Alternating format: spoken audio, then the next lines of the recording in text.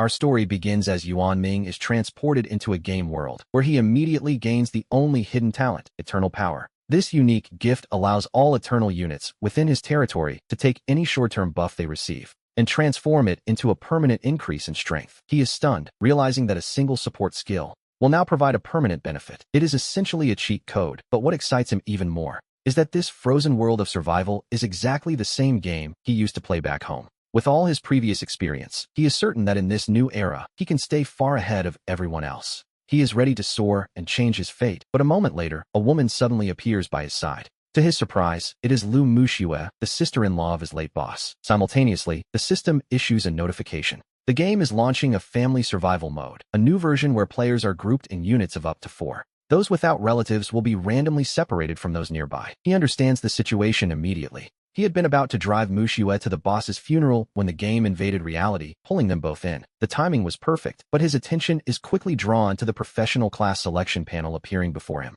Players can choose from 5 classes: Cold Iron Mechanic, Polar Warrior, Frost Mage, Aurora Knight, and Snow Hunter. Having played the game before, he knows exactly what each role entails. To be honest, the choice is vital. Among these options, the Cold Iron Mechanic is arguably the most powerful of them all. However, that class only shines in the late game and is quite weak early on. Meanwhile, the Polar Warrior, along with the Snow Hunter, offers decent early game power but lacks sufficient mana in the later stages. Of the remaining Frost Mage and Aurora Knight, the Knight is a support role that usually relies on teammates. The Frost Mage, on the other hand, performs well throughout the entire journey, and so he chooses the Frost Mage class without hesitation. The system congratulates him on his successful selection. His elemental affinity is now unlocked, and we see his resistance to the biting cold slightly increase. His starting equipment is placed into the storage box, just as the system issues another urgent notification. Only 4 hours and 32 minutes remain until nightfall. Fortunately, during this initial novice protection period, no monsters will attack the camp. This safety net will last for another 5 days and 17 hours. Yuan Ming frowns at the display. The temperature is already minus 32 degrees, and it will drop another 20 tonight. Surviving the frost depends entirely on the campfire and the spirit totem. The campfire is currently easy to manage, raising the temperature within 10 meters by 5 to 20 degrees. As for the damaged spirit totem, it requires stone and wood to be repaired. Luckily, right there near the camp's flickering fire, lies a pile of white stones and pre-cut wood. Just as he prepares to gather them, Lu Muxue, having finally processed the system's overwhelming messages, calls out to him. Aixing, she begins softly. She asks him which profession she should choose, looking to him for guidance in this strange new reality. He suggests she choose the Aurora Knight. To be honest, his advice is slightly self-serving, as the Knight possesses powerful buffing skills that are usually fleeting, but with his Eternal Power talent, he can turn those temporary boosts into permanent states. Imagine an army with infinite, stacking buffs. It would be terrifying. Muxue doesn't doubt his decision for a second. In this frozen world, he is the only person she knows. He then opens the starter crate, finding bread, a stone axe, and a stone hammer among the supplies. With these initial resources in hand, he immediately begins the work of repairing the broken spirit totem. Muxue offers to help during the process, so he directs her to gather materials to upgrade the campfire instead. Soon, the fire reaches level 2, extending its warmth to a 20-meter radius. A small victory, but a vital one. At the same moment, the spirit totem is successfully restored. The system congratulates him as the territory interface unlocks. With the territory interface unlocked, we see that he can now construct more basic infrastructure. The system notifications continue to chime. As the first survivor in the entire server to build a spirit totem, Yuan Ming receives a rare reward, the Frost Healing Skill Book. This skill consumes mental power to restore a target's health by 0.8% every second. A useful tool indeed. The effect lasts for 3 seconds. Skill books are quite rare in this world, making this a very pleasant surprise for him. Next, he opens his personal panel and selects the Polar Dweller Hut from the construction interface. It is a vital structure. By consuming food, he can summon polar dwellers to work for him, and the hut can accommodate up to 4 people. The repair time is set at 45 minutes, but adding more people to the task will naturally speed up the process. Drawing on his gaming experience, he knows the optimal move is to prioritize getting the Polar Dweller Hut up and running. He calls Muxue over to help, and before long, the repair of the Polar Dweller Hut is successfully completed. Once again, the system announces that he is the first survivor on the server to construct a Polar Dweller Hut. He is rewarded with 50 loaves of bread. Since recruiting 1 worker costs 5 food units, he is understandably delighted. With this unexpected bounty in hand, he decides to immediately recruit a full staff of 4 polar dwellers. The polar dwellers have their own names, of course, but for the sake of simplicity, he decides to rename them himself. He calls them De Zhuang, Air Zhuang, San Zhuang, and Si Zhuang. After that, he returns to the construction panel. He sees options for indoor stoves, cooking benches, a lumber yard, and even a sewing shop among the available buildings. However, these require massive resources. To be honest, there is no time to waste, so he sends De Zhuang and Air Zhuang to chop wood. While they gather timber, he sends San Zhuang and Si Zhuang to the nearby rocks to begin mining for stone. Meanwhile, he and Mushua use their remaining materials to upgrade the campfire to level 3 before moving inside to build a stove. After adding some simple furniture, he finally breathes a sigh of relief and decides to check the chat panel. Opening the world channel, we see that almost everyone is complaining about their confusion in this new world. He, however, is thinking ahead. It seems that besides our protagonist, no one else has ever played this game before. Suddenly, Air Zhuang's voice rings out from outside the camp, and seeing Yuanming, he rushes over to report. He cries out that there is a giant snake among the neighbors just outside the camp's borders. De Zhuang has been bitten and is fading fast, so Yuanming quickly opens the worker's status panel. He sees that the man's health is halved and he has gained a poison status, but he breathes a sigh of relief. Level 1 poisoning is manageable. He simply has Mushua cast her purifying tree, and she whispers a soft incantation. She calls for the holy Aurora to bless him, and in an instant, the toxin is cleared from De Zhuang's system. At the same time, Yuanming casts his frost healing, and we see green numbers constantly floating above De Zhuang's head. The display shows a steady stream of +2 healing, while the system confirms the frost healing was successful. Suddenly, the Eternal Power talent activates, making the skill a permanent state, which leaves him completely stunned.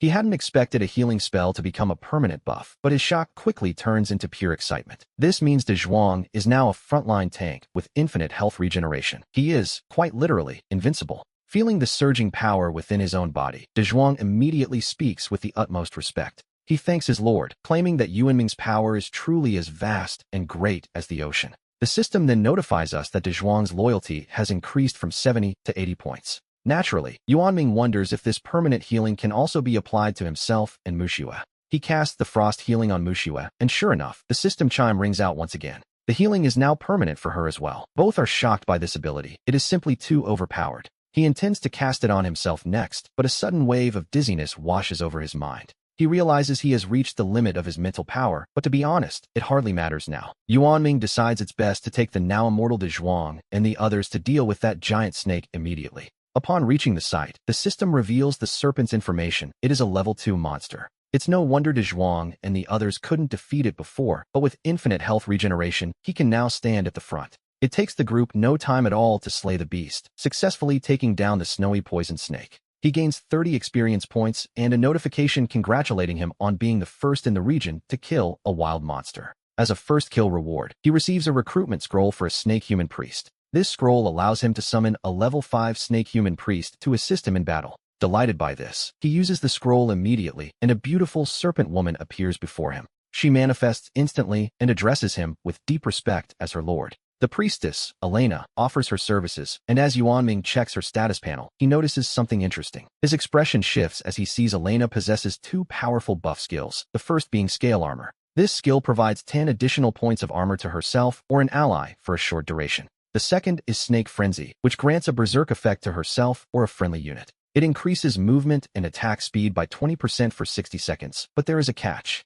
When combined with his Eternal Power talent, any buff-type skill becomes a permanent state. He immediately has Elena cast both skills on the entire group, and in an instant, everyone, including himself, is transformed. They all begin to enjoy the permanent benefits of these 2 powerful status enhancements. He also applies permanent frost healing to Elena. Feeling the surge of power, she is visibly shaken. She can't help but marvel, claiming that her lord's power is truly vast and unpredictable. With a satisfied nod, he proceeds to dismantle the carcass of the snowy poison snake for resources. He obtains a poison brain, which can add toxic damage to weapons, along with 17 pieces of snake meat. Upon seeing the meat, De Zhuang and Air Zhuang's eyes light up instantly. They haven't tasted meat in ages. They claim they'd give their lives for just 1 bite, but Yuanming simply smiles at their dramatic display. He promises that if they work hard, everyone will be sharing a hot pot of snake soup tonight. After returning to the camp, San Zhuang approaches to deliver a report to his lord. We learn that not far from where they were gathering food, they discovered a small coal mine. However, 2 snowy wolves are guarding the site, so he didn't dare to get any closer to investigate. Yuanming's eyes sparkle at the mention of coal, a fuel far superior to simple timber for generating heat. With coal, he can save his wood for building other facilities, so he asks about the wolf's strength. San Zhuang suggests they are slightly stronger than the snake, likely level 3 or 4 monsters. With the level 5 Elena now on his side, he certainly has the power to conquer them. He promises the scouts extra meat for dinner and immediately leads the group toward the mine. As they approach the cave, the system displays the mine's information and the two snowy wolves appear. The panel confirms they are level 3 wild monsters, but our group has infinite health and incredible defense. With Elena joining the fray, the battle is over almost as soon as it began as she slays the wolves. The skirmish ends with a notification that she gained 40 experience points while he gained 20. He proceeds to dismantle the two wolf carcasses, and to be honest, the loot is unexpectedly generous. Not only does he find 2 green-grade wolf pelts, but he also gathers a staggering 134 portions of meat. Along with bones and fangs, he finds the most important prize, a blue-grade twin wolf knight recruitment scroll. This rare scroll allows him to immediately summon a powerful, level 10 twin wolf knight to his side. But before proceeding, he must ensure there is enough food, having just summoned the level 5 Elena. Now, with a level 10 twin wolf knight joining, things are truly looking up, especially since wolf pelts are perfect for crafting. These pelts are the raw materials for cold-resistant clothing, solving a very urgent problem for both him and Lu Mushua.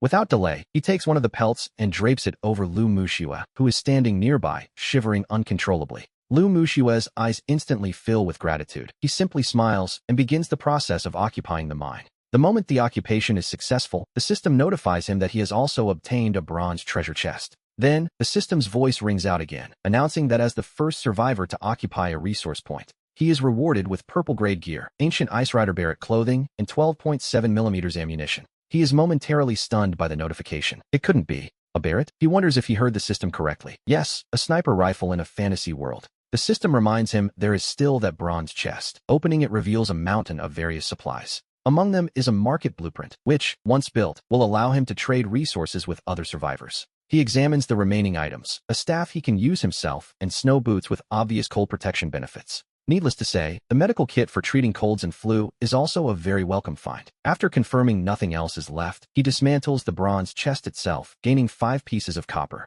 Returning outside the mine, Lu Mushua informs him that they have already gathered 112 pieces of coal from the area. That should last them quite a while. He smiles at the shivering Lu Mushua and decides to help her out. He hands over the snow boots, and though she is grateful, her legs are so frozen she can barely move. Seeing her struggle to change shoes, he simply does it for her, then carries her back to the territory in his arms. Lu Mushua blushes the entire way, but says nothing. Back at the base, he first checks on their current resources. He assigns Da Zhuang and Erzwang to build the logging camp, while San Zhuang is sent to construct the market. Si Zhuang is tasked with building a small shelter for Elena. Once those tasks are finished, the group can finally rest and eat. We return to the Lord's cabin with him and Lu Mushua. He suggests that Lu Mushua take a short rest while he sets about building a simple stove. He begins cooking the snake meat from earlier that day. Outside, we see the sky is growing dark. The temperature begins to plummet, reaching a staggering minus 50 degrees Celsius outside the walls. Even indoors with the stove burning, it only reaches minus 16 degrees, hardly a tropical paradise. Fortunately, Da Zhuang and the others finished their work just in time and retreated into the cabin. He tells Da Zhuang and the rest of the crew that he is quite pleased with their hard work.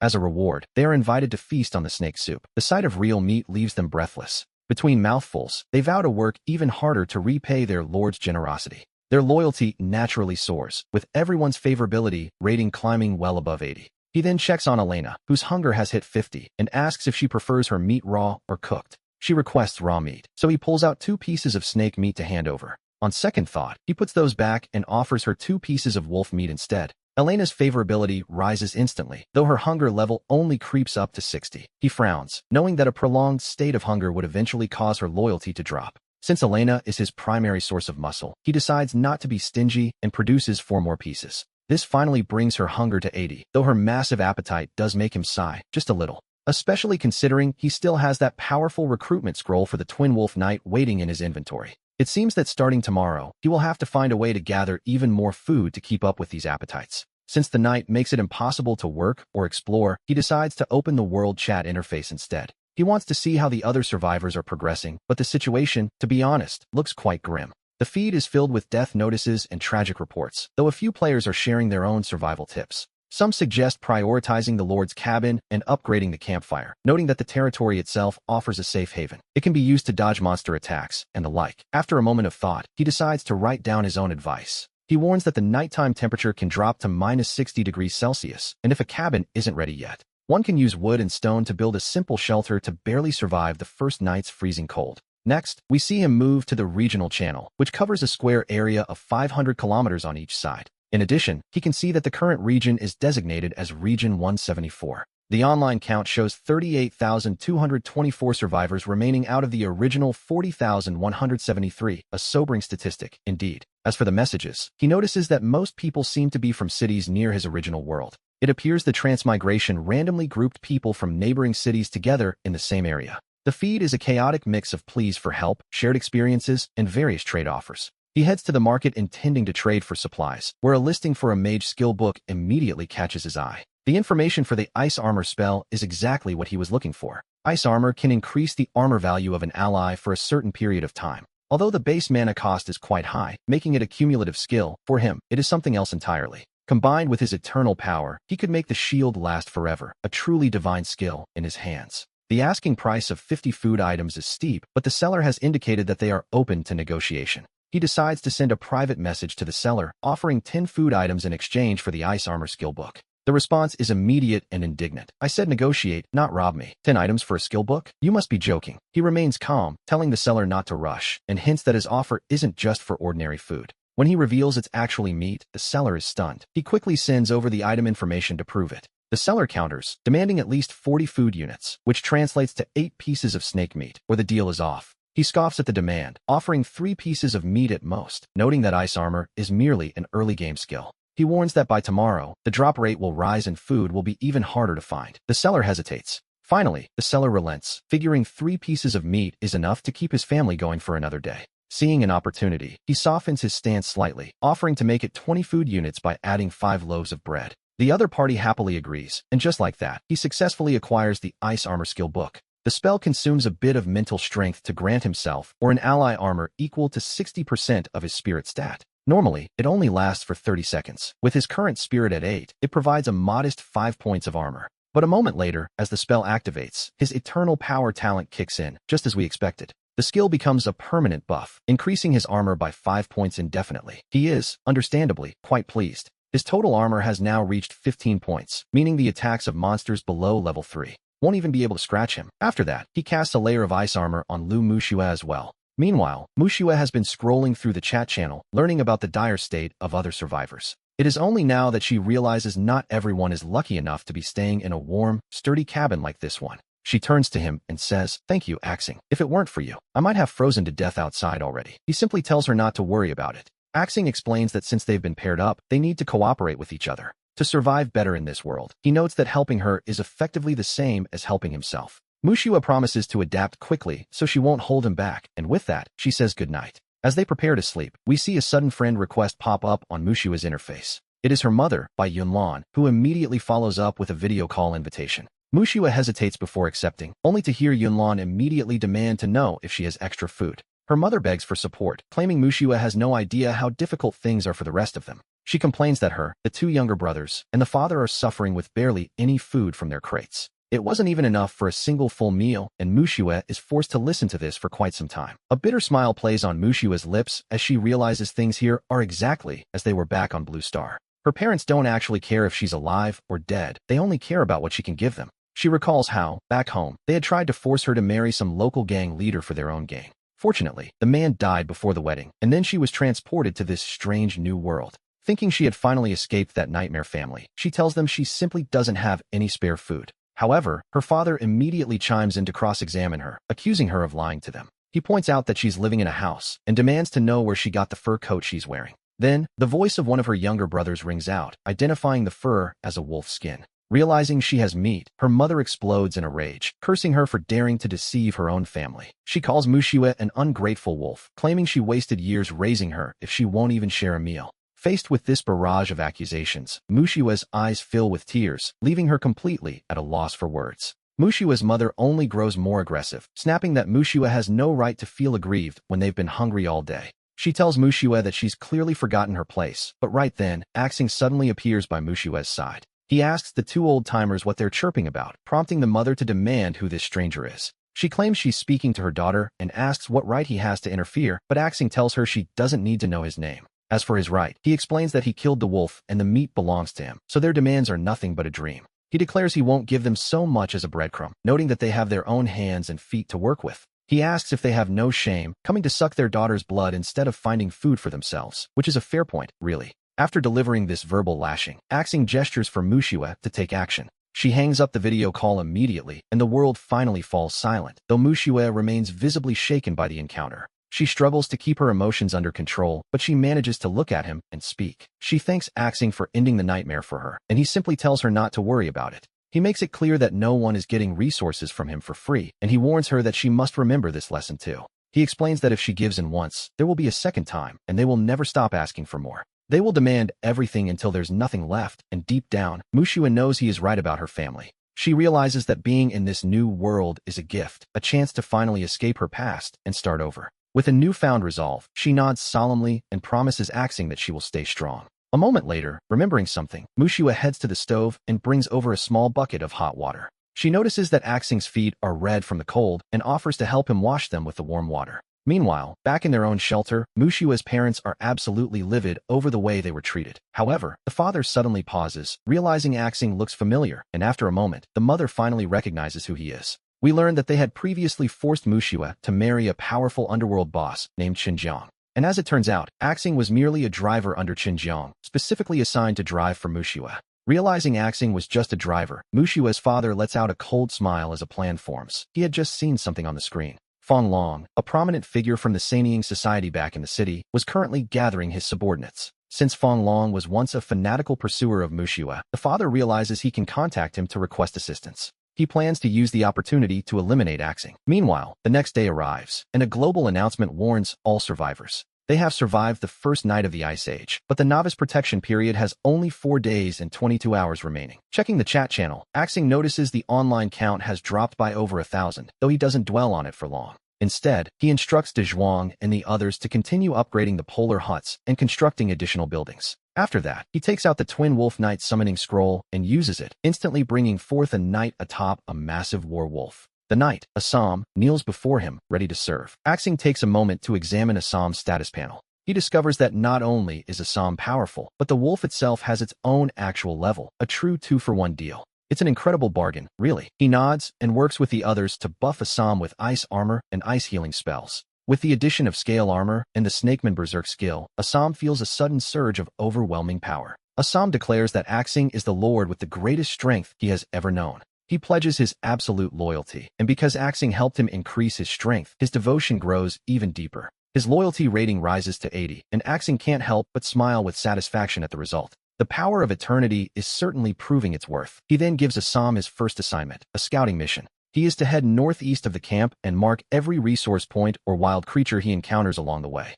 Once the exploration reaches 10 kilometers, he is to return and report, a command Assam accepts without hesitation. We see that he can now summon 8 more polar humans, so he spends 15 units to bring them forth and begins naming them. He names them Zhuang 5 through Zhuang 8, promptly assigning them to gather stone and wood while continuing the camp's construction. After that, he leads Mushua toward the market, intending to sell some of his surplus supplies in exchange for more useful items. He starts by listing wolf meat, specifying that he will only accept equipment, weapons, or skill books in return. The appearance of fresh meat instantly triggers a frenzy among the other survivors, and his private messages begin to overflow. However, most of these people are hoping to trade their basic territory resources, such as wood or stone, for a meal. They offer various materials, including timber, stone blocks, and even small amounts of iron they've managed to scavenge. Axing offers a kind warning that basic materials are the foundation of survival and shouldn't be traded away lightly. While some survivors take his advice and withdraw their offers, others remain desperate and insist on the trade.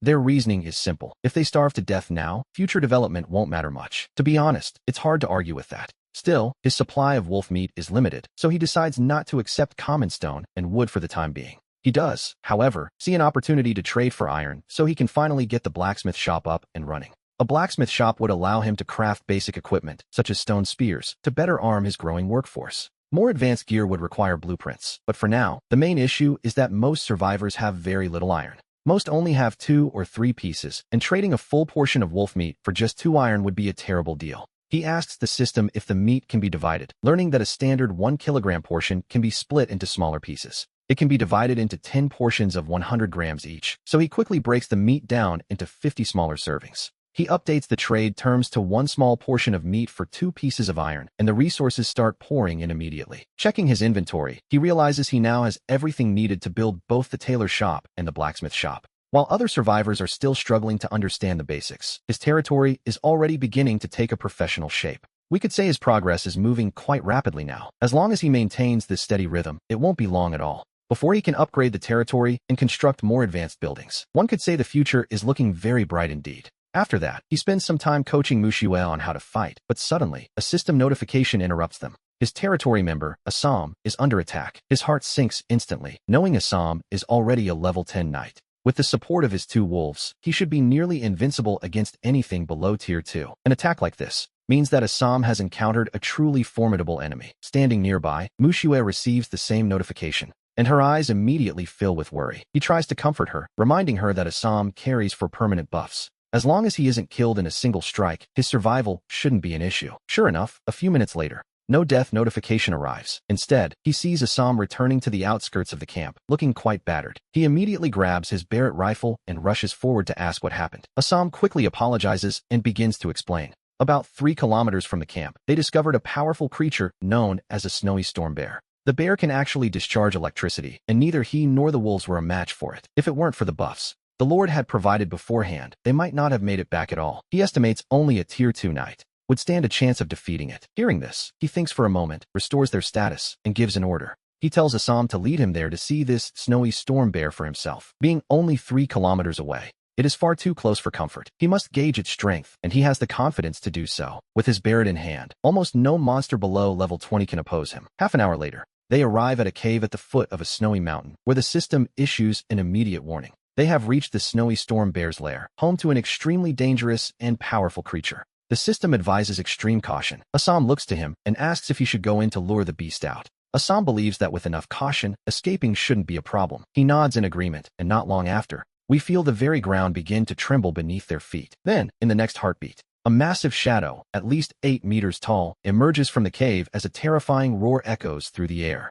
The temperature seems to drop instantly as the beast reveals itself to our group. This is the Snowy Storm Bear, a level 15 tier 2 elite creature with over 4,000 health points. Its attack power is a staggering 347. Its first skill, Bear Palm Strike, targets any enemy weaker than itself, guaranteeing a knockback effect. Its second skill, Wild Roar, releases a terrifying wave of sound, leaving any enemies within 30 meters stunned for 3 seconds. And then there is its third skill, Lightning Strike. It summons the power of lightning to strike all enemies within a 20-meter radius, dealing massive elemental damage and leaving them paralyzed. A charming neighbor to have, wouldn't you say? Looking at these 3 skills alone, he realizes this bear's strength is nearly on par with a level 20 monster. However, he doesn't panic. Instead, he calmly analyzes the situation, noting the beast has 4,000 health. With his Barrett rifle, he calculates it will take at least 5 well-placed shots to take the creature down. Currently, they are 500 meters apart. At the bear's top speed, it will take 10 seconds to reach him. Since the Barrett has a 2-second firing interval, 10 seconds is just enough time. He raises the rifle and aims. He fires a single shot at the Snowy Storm Bear. In an instant, blood sprays from the beast's massive frame, dealing a terrifying 872 damage. The impact is so great that the bear loses its balance and tumbles to the ground. He doesn't stop there, pulling the trigger a second time. This time, the damage reaches a staggering 1,234 points. It seems he triggered the Barrett's armor-piercing effect. After taking 2 heavy hits, the Snowy Storm Bear is consumed by pure killing intent. It lunges toward him once more, and he calmly fires a third shot. But somehow, this shot misses its mark entirely. He can't help but curse his own aim, wondering how he could possibly miss such a massive target. At this moment, the Snowy Storm Bear still has 1,974 health points remaining. Doing the math quickly, he realizes the distance between them only allows for 2 more shots. Yet, despite the pressure, he remains unnaturally calm. He fires again, dealing another 893 damage. Now, the Snowy Storm Bear is a mere 100 meters away from his position. This is it, his very last chance to fire. The entire outcome of the battle rests on this single moment, and the rifle barks once more. A terrifying 1,574 damage points float up from the Snowy Storm Bear's head. A perfect shot, to be sure. That final strike didn't just hit, it triggered a headshot effect. The system notification chimes in to confirm the kill. He has successfully slain the level 15 Snowy Storm Bear, marking his first kill of such a powerful creature. He gains 350 base experience multiplied by 400%, totaling a massive 1,400 experience points. His level rises instantly to level 3. To his delight, he has managed to jump 2 entire levels in a single heartbeat. But the system rewards aren't finished yet. For defeating the bear, he receives a basic Heart of Strength. The basic Heart of Strength is an advancement item, allowing any level 10 survivor or territory member to complete their evolution into a tier 2 being, which increases all their attributes by a full 100%. Next, he receives a basic elemental crystal, a rare gem infused with the raw power of the elements. It can be used to construct basic magical buildings or serve as a material for alchemy. Then, a special announcement follows. As the first survivor on the server to kill an elite creature, he is awarded a blueprint for a basic elemental sword tower. He also receives an Icefield Druid recruitment scroll. Meanwhile, the system notes that Elena and Assam are deeply impressed by the overwhelming power he just displayed. Their loyalty to him increases significantly. With a faint smile, he tosses the basic heart of strength over to Assam. The warrior is stunned, calling out to his lord. Assam asks if such a precious item can truly be given to him. After all, this mission was a group effort. He tells the warrior that he has proven his bravery and skill and is more than worthy of possessing even greater power. Assam is instantly moved to tears, his eyes shimmering with profound gratitude toward his lord. He vows to lay down his life for his master. The system confirms that Assam has been deeply touched by this gesture. His loyalty surges, reaching a score of 95. At this level, he is ready to face death itself without a second thought. As Assam consumes the heart of strength, a sudden, heavy pressure begins to radiate from his body. In an instant, his presence reaches a terrifying level of intensity. The system notification chimes once more. Our territory member, Assam, has successfully completed his advancement, increasing all of his attributes by a full 100%. He takes a quick look at Assam's newly upgraded stats before turning his gaze toward Elena with a reassuring smile. He promises Elena that if she performs well and reaches level 10, he will find a heart of strength for her too. He will help her break through to tier 2. Elena thanks him for his generosity, pledging to give her all for her lord. She is clearly moved by his words. The system notes that her loyalty has increased as well, which is always a good sign. Her loyalty now stands at 85. With a smile, he turns his attention to the Icefield Druid recruitment scroll. This particular scroll allows him to summon an elite druid at level 15 to join their ranks. A level 15 elite unit is an incredibly powerful addition to any team. Then, we see him examine the other reward. It is the blueprint for a basic elemental sword tower, a defensive structure with a staggering range of 600 meters. It boasts an attack power of 213, firing once every 2.5 seconds. To be honest, this is a devastating weapon. With over 200 points of damage, it is a true force to be reckoned with. A single shot from this tower could almost instantly kill a combatant like Elena. Even the pre-advancement version of Assam, facing that 600-meter range, would have struggled to survive.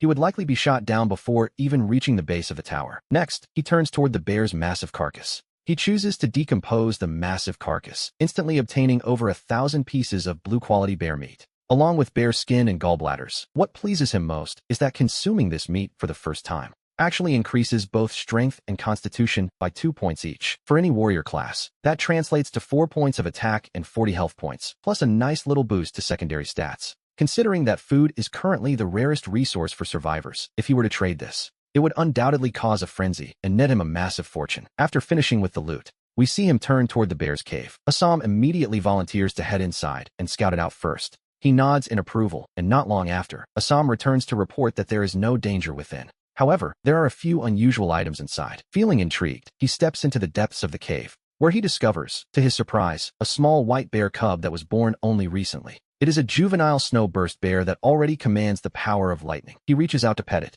but is instantly shocked, losing a point of health. At that moment, the system chimes with a new prompt. It has detected a tameable wild creature, a snowburst bear cub, and asks if he wishes to recruit it. Once a wild creature is tamed, he must provide it with food and care as it grows. Only after it matures will it possess its true combat potential. He agrees, and the recruitment is a success. The system suggests he give it a name. After a moment's thought, he decides to call the little one Volibear. Liumu Shui happily scoops Volibear up into her arms. He is about to warn her that the cub emits electricity, but she only laughs, noting that it isn't shocking her at all. He is left momentarily speechless. It seems this little cub is already playing favorites. Near the bear's nest, however, something else catches his eye. He spots an unlocked silver treasure chest, and for a moment, his breath hitches in anticipation. In this world, treasure chests are ranked from bronze, silver, and gold, all the way up to the elusive Bright Moon chests. The highest tier Bright Moon chests can even contain legendary equipment, and even a silver chest is a rare find. In his past life, he had to survive for 10 whole days before he finally stumbled upon one by pure luck.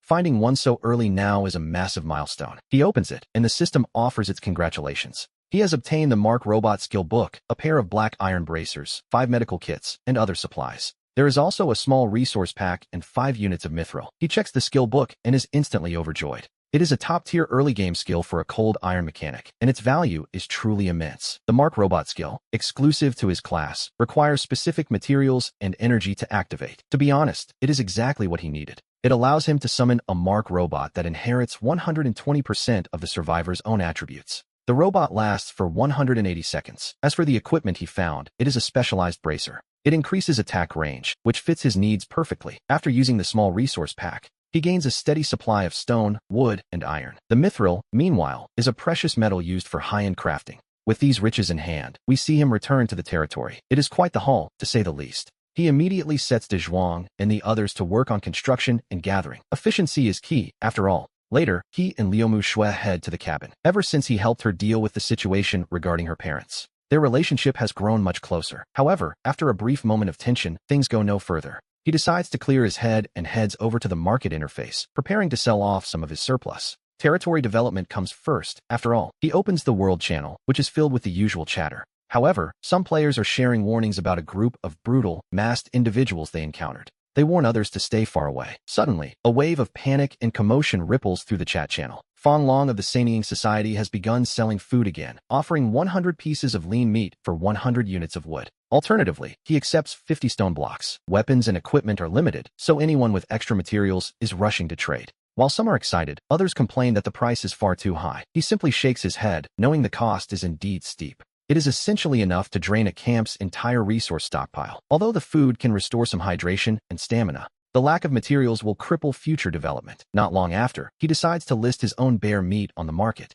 He breaks it down into smaller portions and labels it clearly as a tribute-enhancing meat. Of course, the materials he asks for are much cheaper than Fong Long's. Word spreads quickly as survivors tell their brothers to check the market for this special bear meat. The moment the bear meat is listed, it catches everyone's eye. A massive crowd of onlookers begins to gather around the listing. A survivor named Yang Lin is so excited he can hardly contain himself. He uses 50 stone blocks to trade for a whole piece of bear meat, enough to boost his entire family's attributes. It is a miracle, to say the least. This news sends the chat channel into a state of absolute frenzy. Someone even shares the details of the bear meat on the world channel, leaving survivors outside of District 174 feeling incredibly envious of their luck. Meanwhile, his screen is flooded with a constant stream of transaction notifications. In just a few short minutes, he has gathered 5,400 units of wood, 3,200 stone blocks, and 342 units of iron. He also gains 43 primary element crystals, a green blueprint, and 20 units of mithril. All of this cost him a total of only 215 pieces of bear meat. To be honest, he still has a full 1,000 pieces of meat left in his backpack. He is overjoyed. These materials are exactly what he needs for his camp. He can now upgrade the Vital Spirit Pearl Bonfire Hut and the Polar Dweller Huts. He can even go as far as constructing the primary elemental arrow tower, a powerful weapon that will vastly improve the territory's defensive capabilities. And so, he quickly calls De Zhuang and the others over to assign their new tasks before he briefly steps away. Once he stopped trading the bear meat, the survivors of District 174 were suddenly thrown into a state of complete panic. Some worried that he had simply run out, while others deeply regretted waiting for a price drop that never came. Seeing the chaos, one survivor mocked the crowd, calling them fools for expecting a discount on such rare meat. Items that can increase attributes are always a hard currency, and to be honest, Chaoxing's prices were already more than fair. It was Fong Long's prices that were truly extortionate, as many pointed out. Buying from him once was enough to bankrupt a camp, but this criticism quickly drew a sharp response from Fong Long himself. He claimed to be offended that anyone would call his meat expensive, acting as though he were a saint for feeding them.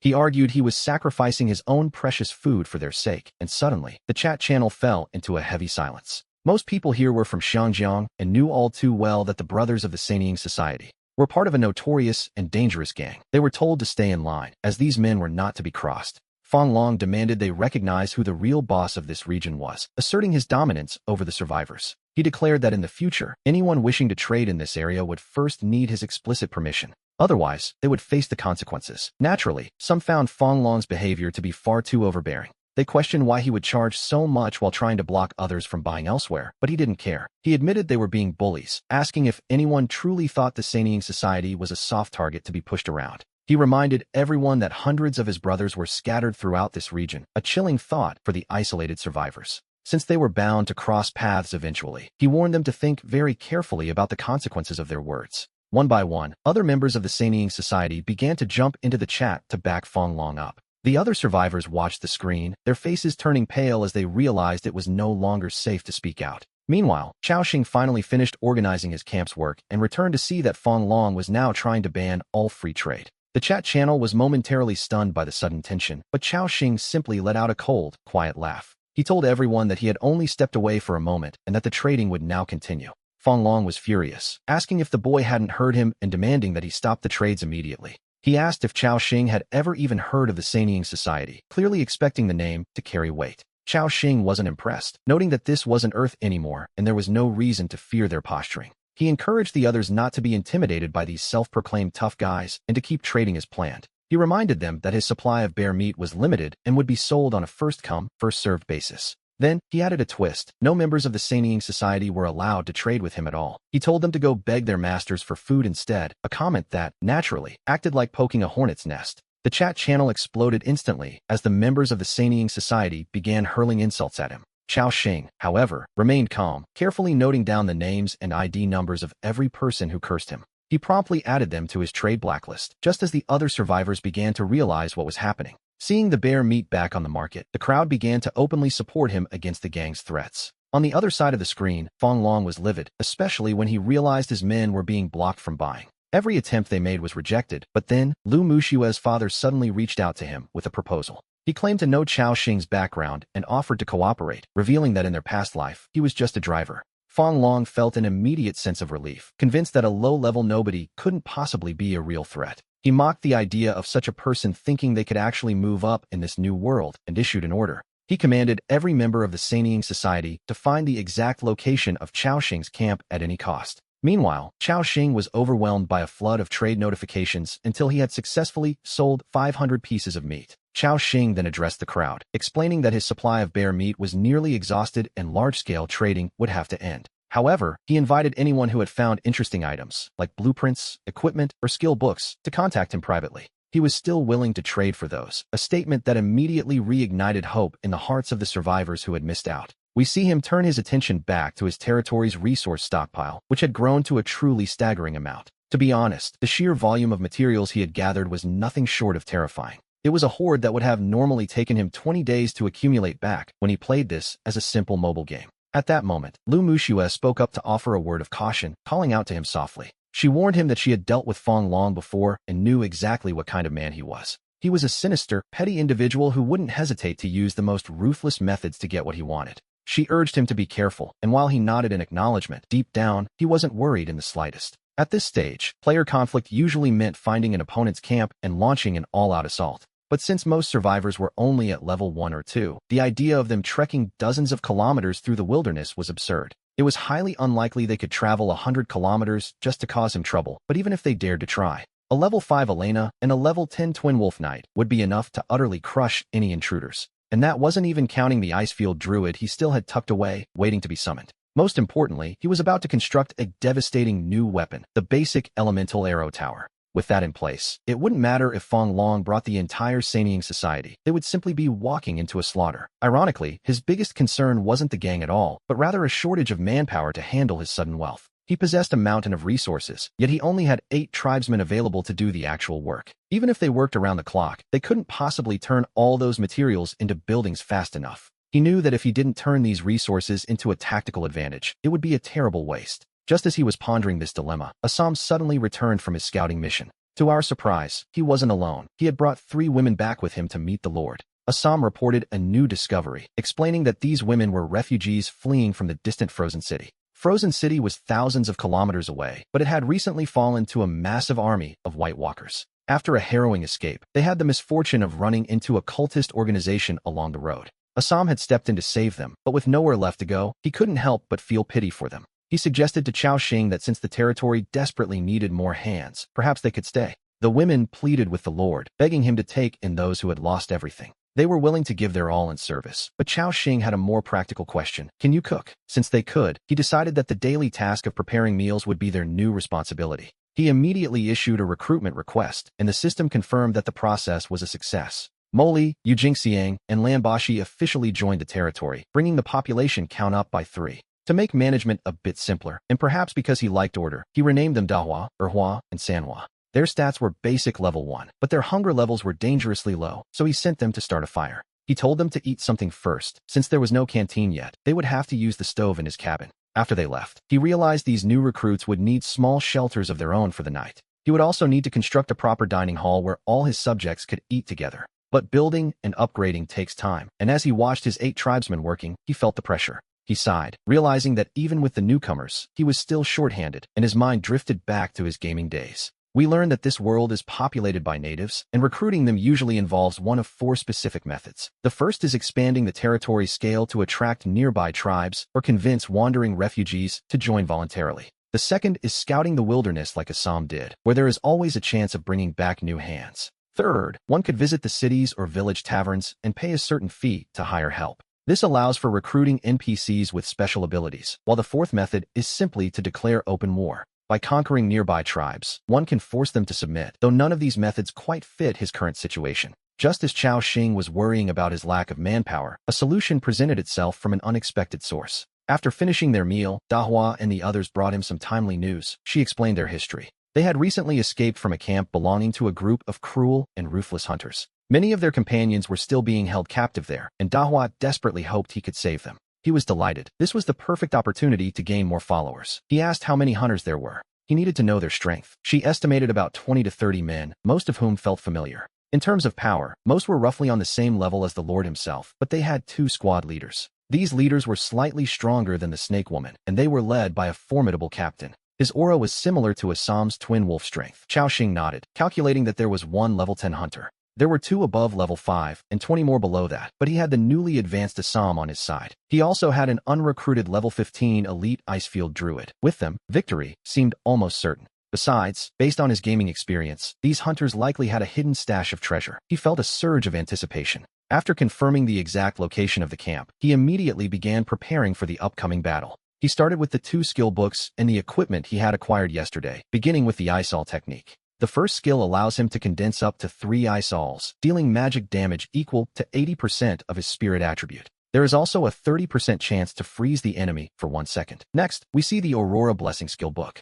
This technique condenses the power of the Aurora onto a weapon so that during close quarters combat, it deals additional light attribute damage equal to 80% of the user's spirit value. The effect lasts for 60 seconds. Chao Xing decided to learn the Ice All technique himself, which was a wise choice. He gave the Aurora Blessing to Lu Mushua, and then he finally used the Icefield Druid recruitment scroll. In an instant, a powerful pressure emerged as a voice declared that nature would guide his path. Guardian Andrew reported for duty. Upon checking Andrew's panel, he discovered the druid possessed a transformation skill called Great Bear Form. In this state, he would gain additional abilities such as Wild Roar and Ferocious Assault. The Great Bear form lasts for 60 seconds with a 3-minute cooldown. Chao Xing nodded, feeling quite satisfied with this addition. However, he noticed that Andrew only had 63 loyalty, and there was a certain coldness in the druid's eyes. He understood that because his own strength was still relatively low, this powerful newcomer was a bit reluctant to follow him. And Andrew was indeed thinking exactly that. A weak lord could not command his full devotion or respect.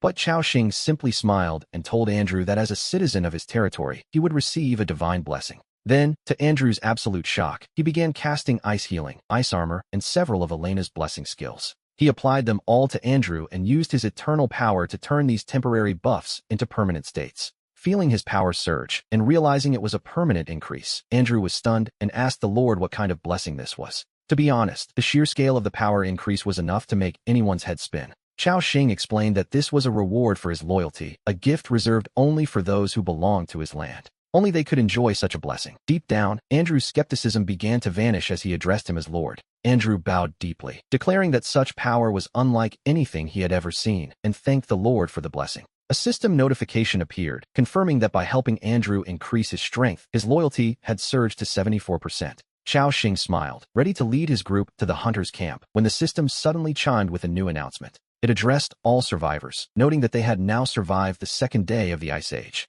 Since they had adapted to the rhythm of this world, the level rankings were about to be officially opened. The first 100 survivors in each region to reach level 10 would be recognized. We see him glance at the rewards. Those ranked from 4th to 100th would receive mostly food and basic resources. However, the top 3 prizes were far more impressive, including Tier 2 creature recruitment scrolls. There was even blue-grade equipment, but it was the reward for first place that truly made his heart race. It was a Tier 2 boss-level recruitment scroll. In this harsh world, we must remember that not all creatures are equal. Whether recruited or found in the wild, every creature is categorized by their innate potential and grade. This potential represents their raw combat strength and how much they can grow over time. The ranks range from common, elite, and leader, up to boss and commander. The higher the grade, the better. With every level gained, a higher grade creature receives significantly more attribute points. For instance, an elite creature is naturally 30% stronger than a common one, and the gap only widens as the ranks go up. The first place reward skipped the leader rank entirely, offering a boss-level scroll instead, a truly terrifying prospect.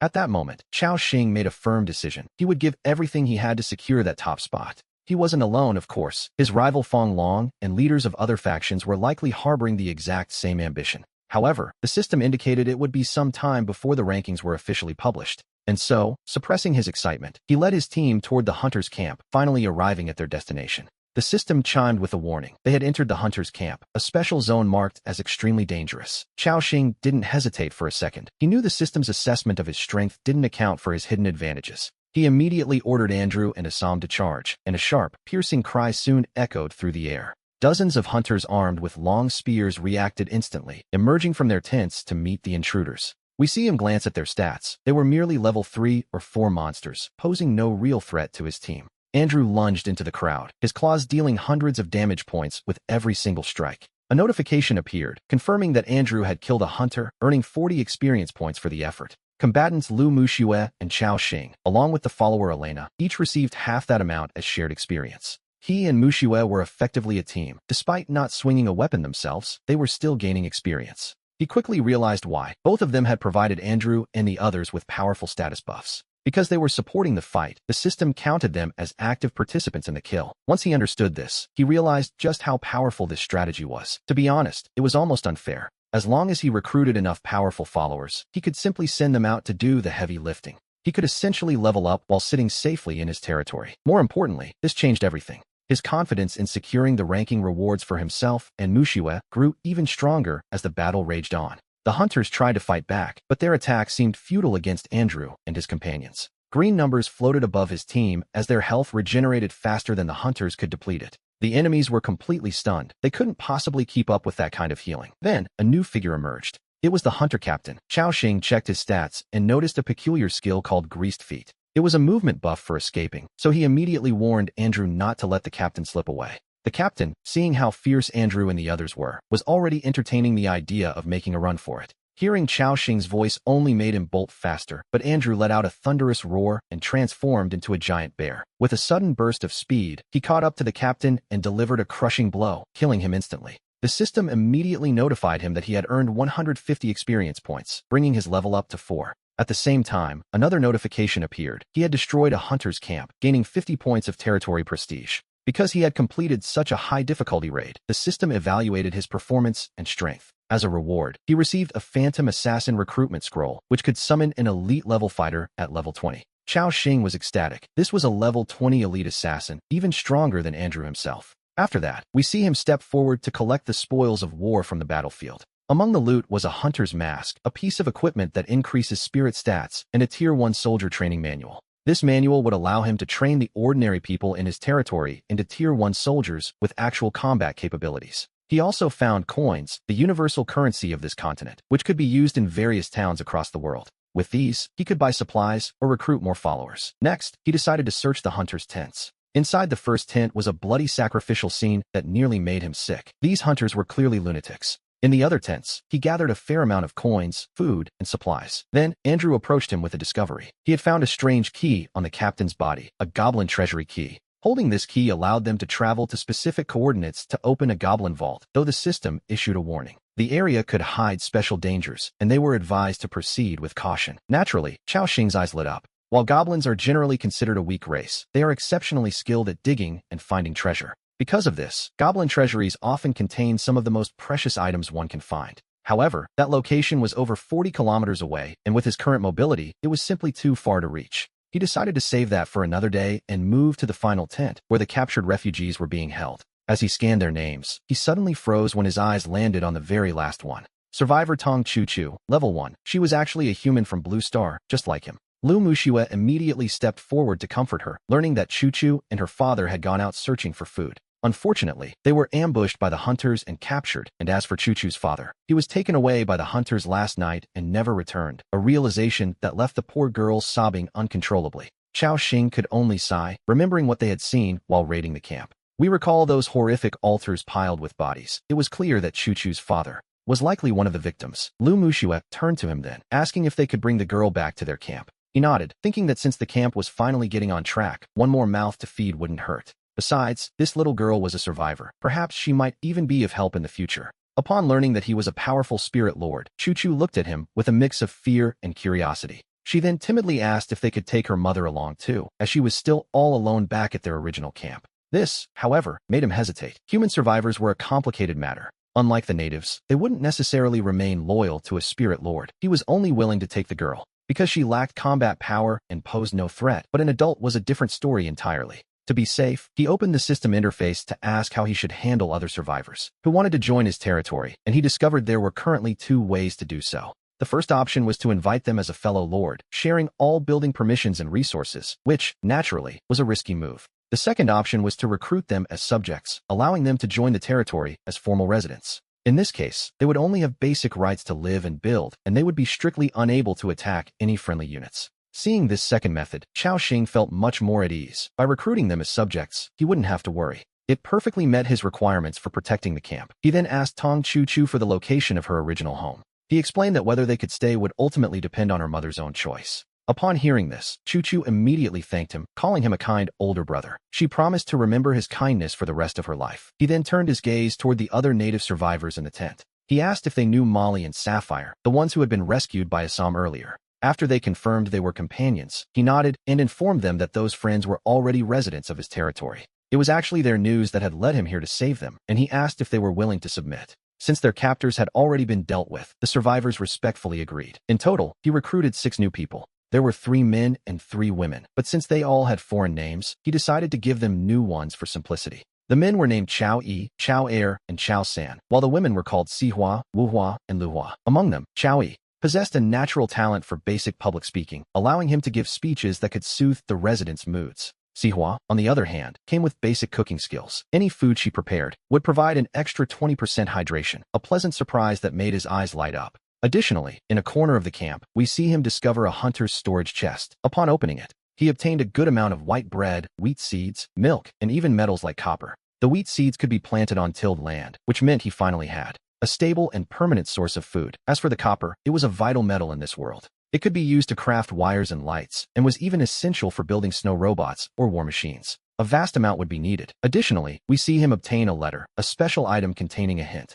It was a letter from the Church of Light. Upon opening it, the message was addressed to all followers of the God of Light. The Lord had sent a revelation, declaring that the seed of salvation was about to appear in this world. To welcome its arrival, they planned to launch a blood sacrifice soon, calling all believers near the Ice Crystal Kingdom. They were to gather at a base near specific coordinates. Once their numbers reached a sufficient scale, they would launch an attack on Lake Dorn City, offering the voices of the entire town to the seed of salvation. A system prompt appeared, explaining that this was a quest item. He could deliver the letter to Lake Dorn City to expose the Church of Light's conspiracy in advance. After reading it, Chao Xing frowned at these marauders. The fact that they planned to attack an entire city was truly insane. As for the system's suggestion to deliver the letter, he didn't even know where this Lake Dorn City was located. Regarding that marauder gathering point, he checked the coordinates and found it was over 200 kilometers away, allowing him to finally breathe a sigh of relief. At such a distance, it likely wouldn't affect him. After burning the entire marauder camp to the ground, the group headed toward Tong Chu's campfire camp. Upon arrival, he intended to follow Chu inside, but a system prompt informed him that during the novice protection period, he could not enter another survivor's camp. After waiting helplessly for a moment, a tall woman with a mature and elegant aura walked out from within. When Xia Yani emerged and saw so many people gathered outside her territory, her shoulders trembled in fear. Fortunately, Chu immediately explained how they had been rescued, and Yanni's eyes filled with tears as she thanked him. She was even prepared to kneel down with Chu.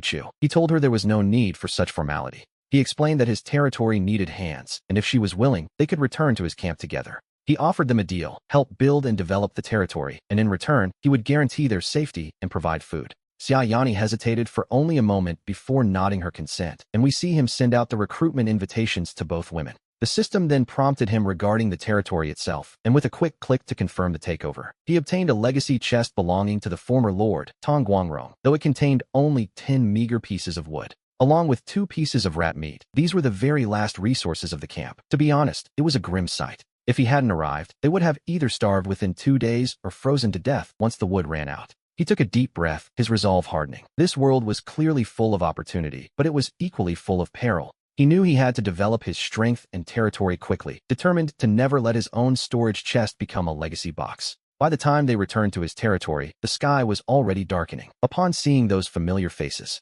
Dahua let out a cry of surprise and rushed forward, beginning an emotional reunion with his fellow survivors. De Zhuang also stepped forward to report that the campfire upgrade had been successful. Lord Chaoxing. He added that the Lord's manor was also being upgraded at an accelerated pace. Chaoxing nodded, looking toward the camp center. The campfire had already reached level 5, which meant it could now cover a radius of 160 meters. It increased the temperature by 10 to 20 degrees Celsius, and under the steady heat of the flames, the ground previously buried under ice and snow began to reveal itself. It is only on this cleared ground that more buildings can be constructed and various crops can be planted. Thus, the level of the campfire ultimately determines the size of one's territory. Later, when the campfire evolves into a massive power tower, its heating range could potentially cover the area of an entire city. And so, the survivors, by constantly constructing buildings and developing their land, might one day truly possess a city of their own. He gave a word of praise before sending De Zhuang, Wu Zhuang, and Lu Zhuang back out to gather more resources. He instructed them to focus on mining that coal deposit, as the upgraded campfire would now consume a significant amount of fuel.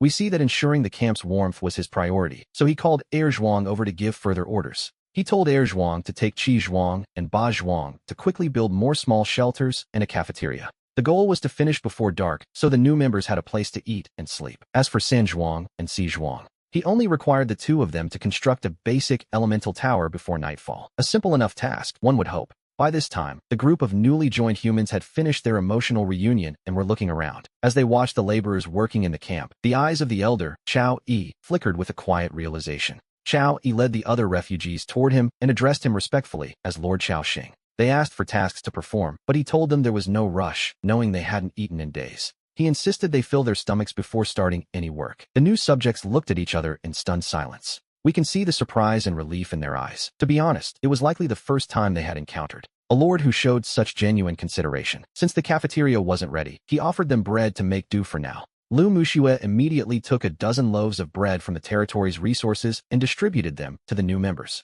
Each person received 2 pieces. As Chao Yi and Si Hua accepted the food, their eyes filled with deep gratitude. Their loyalty levels surged significantly in that moment. Meanwhile, Tong Chuchu and Xia Yani stood nearby, watching the white bread in the villagers' hands and swallowing hard. They had been hungry for quite some time. They were equally desperate for food, though they tried to remain composed. He then took 4 pieces of bread from the storage and handed them to Xia Yani, telling her to eat. She bowed her head slightly and thanked him for the kindness. He then turned his attention back to Chao Yi, placing the group of refugees under the elder's direct command. Their upcoming tasks would be to continue upgrading the campfire and gathering more essential resources for the territory. He ordered them to gather 10 units of wood first, and once they had extra hands available, to assist De Zhuang and the others. They were to help construct several basic buildings. Chao Yi nodded in agreement, and we see Chao Xing handing the wheat seeds to Si Hua. He instructed her to take someone to find a spot near the territory to clear a field and plant this batch of wheat. She promised to successfully grow high-quality wheat, assuring her lord that she would complete the task he had assigned.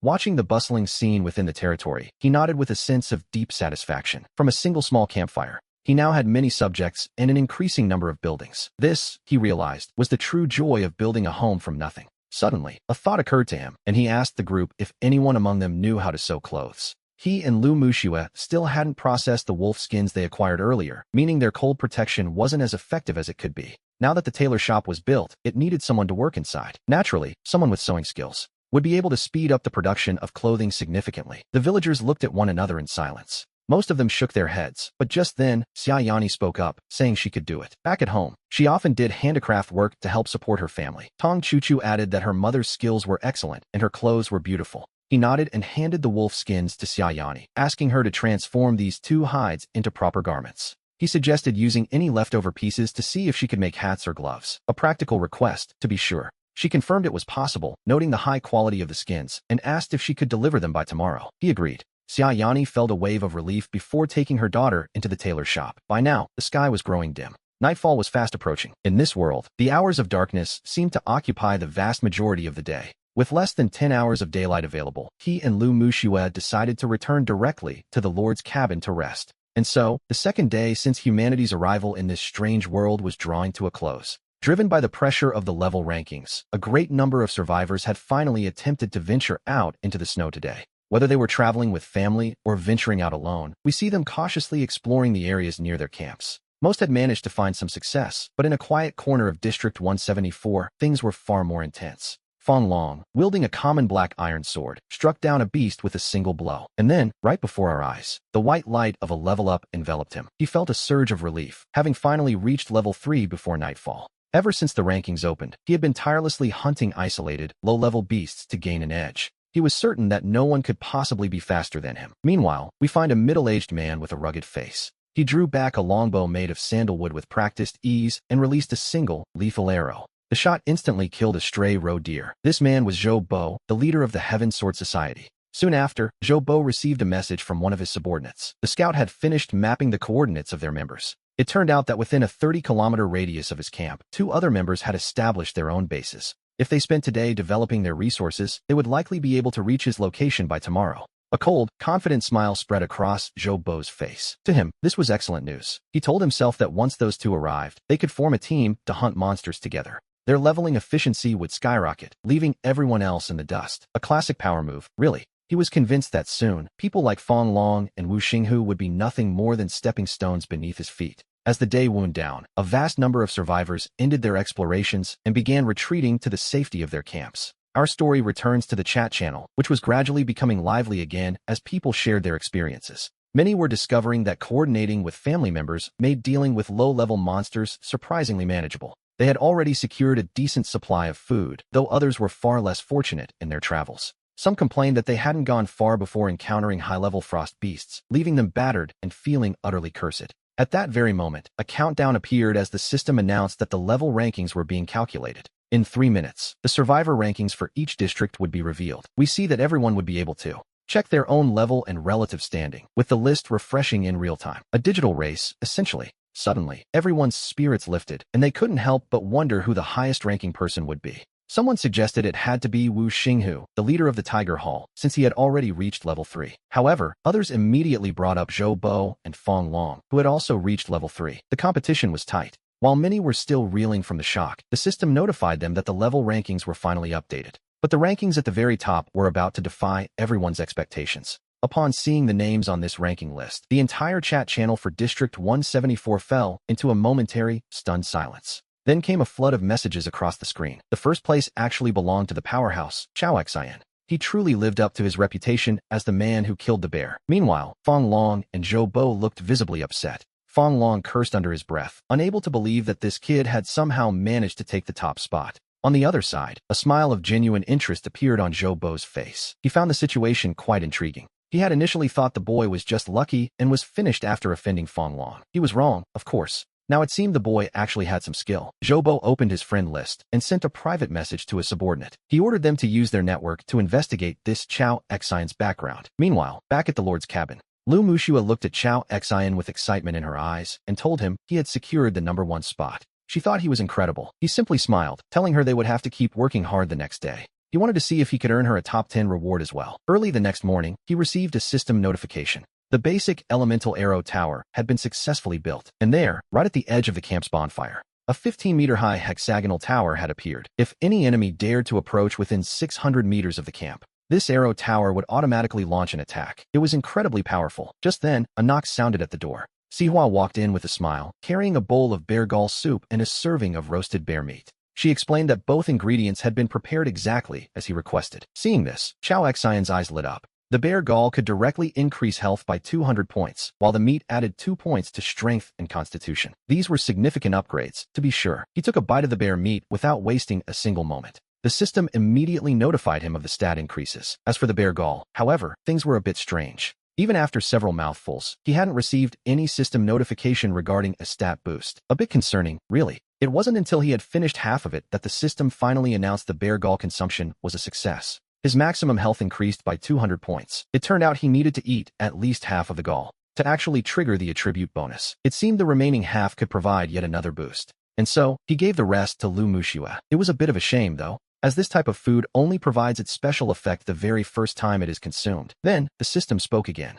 It congratulated the survivors for making it through the 3rd night of the frozen era. A small victory, in a way. The remaining time for the novice protection period was now down to 2 days and 22 hours. Furthermore, a light snowfall was expected tonight, with temperatures dropping to a staggering -70 degrees Celsius. The system warned everyone to stay warm. Lu Mushua looked at him, asking if it would really snow tonight. He confirmed it would, though he felt relieved it wasn't a full-blown blizzard. That would have been far worse. With the current facilities in their territory, he was confident they could weather the storm. Deep down, he felt prepared. He then pushed open the door of the Lord's cabin, where the local gatherers and the new residents were waiting. They were all waiting there for him, and as soon as he stepped out, they greeted him in unison, wishing their lord a good morning. The residents were full of enthusiasm, eagerly asking him to assign them their tasks for the day. A refreshing sight, to be sure. Before arriving here, they had lived lives of constant hunger, but after just one day in Chao Xian's territory, everything had changed. They could see the bright future of this land, and as a result, they cherished this opportunity more than anything else. He nodded in approval, instructing them to continue the work he had assigned yesterday. Consistency, after all, is key to survival.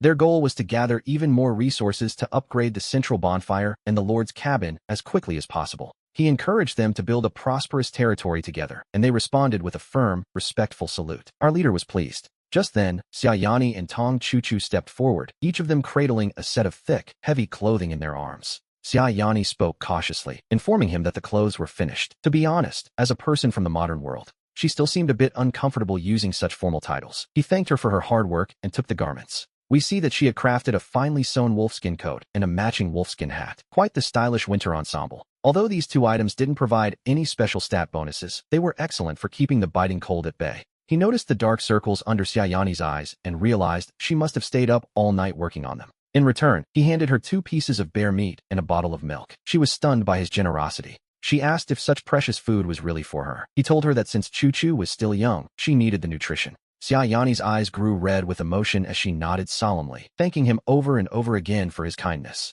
Little Tong Chuchu also chirped a happy thank you to her big brother. With the morning task settled, he called Assam over. He wanted to know if, during yesterday's rescue of Dahua and the others, she had discovered anything else of interest. Assam handed him a simple map of the nearby resources and explained that, beyond the usual supplies, she had found something unique. She had located a mine, though it had already been taken over by a group of salt rats, which, naturally, meant trouble. Assam also mentioned hearing the distant roar of machinery nearby, a detail that immediately caught Chao Xian's attention. This suggested the mine might contain advanced technology, so he asked about the strength of those salt rats. Assam explained that while she hadn't ventured inside, salt rats were generally considered low-level creatures. Most were only at the first rank, though a few second or third-rank individuals might appear occasionally. He quickly made up his mind. Since the mine wasn't far from the territory, it was worth investigating. And so, our primary objective for the day became the exploration of this mysterious salt rat mine. The goal was to raise both his and Mu Shue's levels, but he had one more thing to do before departing.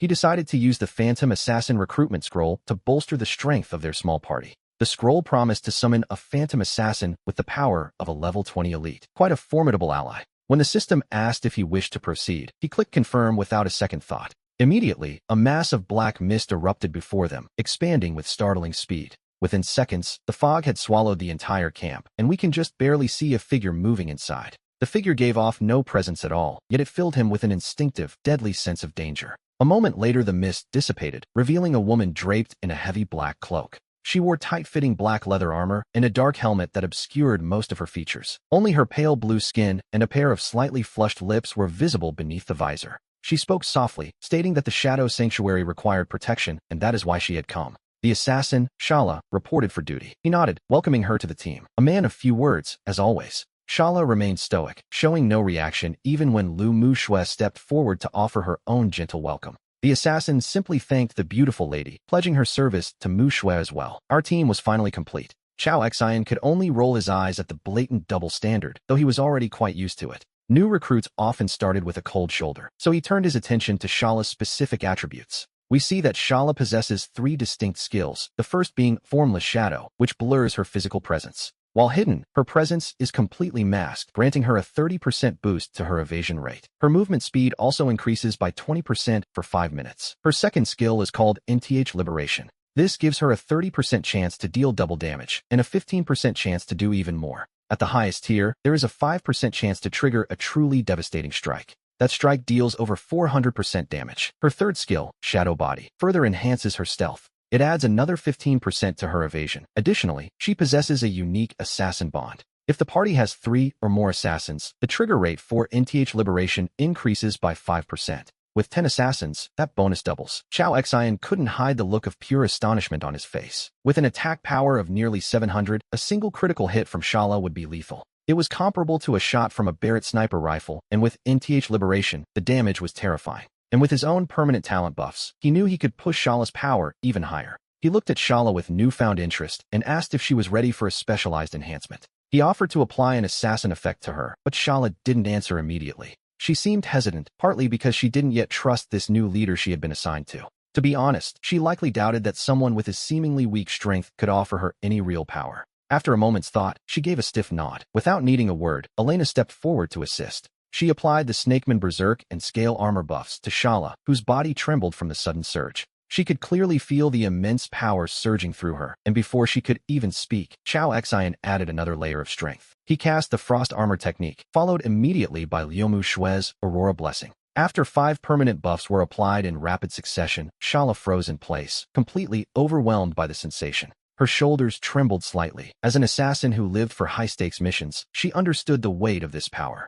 Shala knew better than anyone just how terrifyingly rare and potent these permanent status effects truly were. She then brought her shadow blade to her chest and offered a respectful, formal salute to her new leader. She addressed him as her great lord, her voice filled with a newfound and genuine reverence. Shala declared her willingness to offer her absolute loyalty to him from that moment forward. And here we see a system notification. Shala's strength has increased, and her loyalty has risen accordingly. With her loyalty now at 71, Chao Xian simply smiled and gave the order for the group to move out. Their target was the Salt Rat Mine, and after an hour of travel, they finally arrived at their destination. We find them at the foot of a snow-capped mountain, standing before a dark mine entrance as the system issues a warning. This is a special zone, the Salt Rat Mine, teeming with a massive population of aggressive salt rats. The warning mentions other unique dangers as well, advising anyone who enters to proceed with extreme caution. The current danger level is listed as extreme. Another one, yes, but Chao Xian didn't seem particularly bothered by it. Compared to his time at the Predator camp, his strength had grown significantly, so he simply waved his hand forward. He led the group into the depths of the mine, with Andrew, the sturdiest of the group, taking the lead. Assam was the second to enter, while Shala vanished into the shadows the moment she stepped into the darkness. Liumu Shue held her shield high, scanning the surroundings. She knew her primary mission was to keep Chao Xian from harm. As they stepped further into the mine, they could see a few torches on the walls flickering with strange, blue flames. After taking one down, the system informs us that he has obtained a mana torch, a specialized tool for any aspiring mage. It is a low-energy lighting device, where a single mana stone can provide illumination for up to half a year. The stone can also be removed and used separately, which, to be honest, is what really caught Chao Xian's eye. In this world, many mechanical creations require power to function, and they rely entirely on these mana stones. Later on, even energy towers and other major structures will require these stones to keep the lights on. These items are as valuable as elemental crystals, so Chao Xian naturally ordered Assam and Andrew to get to work. He had them remove every single mana torch they could find, just as he noticed the iron tracks on the ground. Nearby sat several abandoned minecarts. Dismantling one would yield 8 pieces of iron for the treasury. Alternatively, they could be repaired back at the territory for 4 iron, while the tracks could be used to speed up transport. Of course, if he preferred raw materials, the tracks could simply be dismantled to gain 4 pieces of iron each. Recognizing their worth, he decided to take it all before the group continued deeper into the mine. Before long, we see dozens of creatures with rat-like heads busily mining away in the darkness. These are level 5 elemental miners, overseen by a single level 7 elemental supervisor watching their every move. The moment the supervisor spotted the intruders, he lashed his long whip through the air and let out a furious roar. He commanded his workers to eliminate the invaders, and the swarm of creatures instantly charged toward Chao Xian's group. However, the gap in power was far too wide. Andrew simply sprinted forward, sending the creatures flying like bowling pins. Assam followed suit, wielding his long sword with an effortless grace that made the battle look like a mere practice session. And we mustn't forget the cold flashes of light dancing in the shadows, striking with lethal precision every few seconds. Each strike dealt thousands of points of terrifying damage, a display of strength that was, frankly, a bit overkill for these miners. Even the elemental supervisor began to look on with pure terror as Shala and the others systematically cleared the room. Even though we were just watching, Lu Mushue and I still gained half the experience, and a white light soon enveloped her. To our surprise, she had already reached level 3. We see a look of quiet determination on her face as she asks if she can join the fray. Chao Xian realized it was time for her to gain some real experience, and given her current defense stats, holding her own against a single elemental miner wouldn't be a problem, so he nodded and told her to be careful. Lu Muxue took a deep breath, raised her shield, and charged forward with her long sword gripped tightly. She quickly engaged one of the elemental miners, which swung its heavy iron pickaxe in response. The blow slammed into her shield, and Lu Muxue grit her teeth, bracing for an impact that never truly came. She was surprised to find the creature only dealt a measly 8 to 13 points of damage, hardly a scratch, really. And a second later, her health bar was topped off by the ice healing spell, ticking up by 10 points at a time. Realizing the elemental miner couldn't actually hurt her, Lu Muxue finally let out a sigh of relief. She recalled the combat lessons Chao Xian had given her, feeling a bit shy at the memory. But she soon found her rhythm in the heat of battle and struck out with a decisive blow. She finished off the creature herself. Meanwhile, we see Chao Xian finally raising his own staff. He began firing off ice bolts to harvest the remaining low-health miners, while the elemental supervisor, now paralyzed with fear, tried to flee deeper into the mine, but it was far too late for that. Shala flickered out of the shadows, her blade landing a critical hit that instantly emptied the supervisor's health bar. Chao Xian praised Shala for a job well done, noting that she had finally met the requirements for her next advancement. If he could just find a Tier 2 Heart of Strength, he could evolve Shala into a Tier 3 being.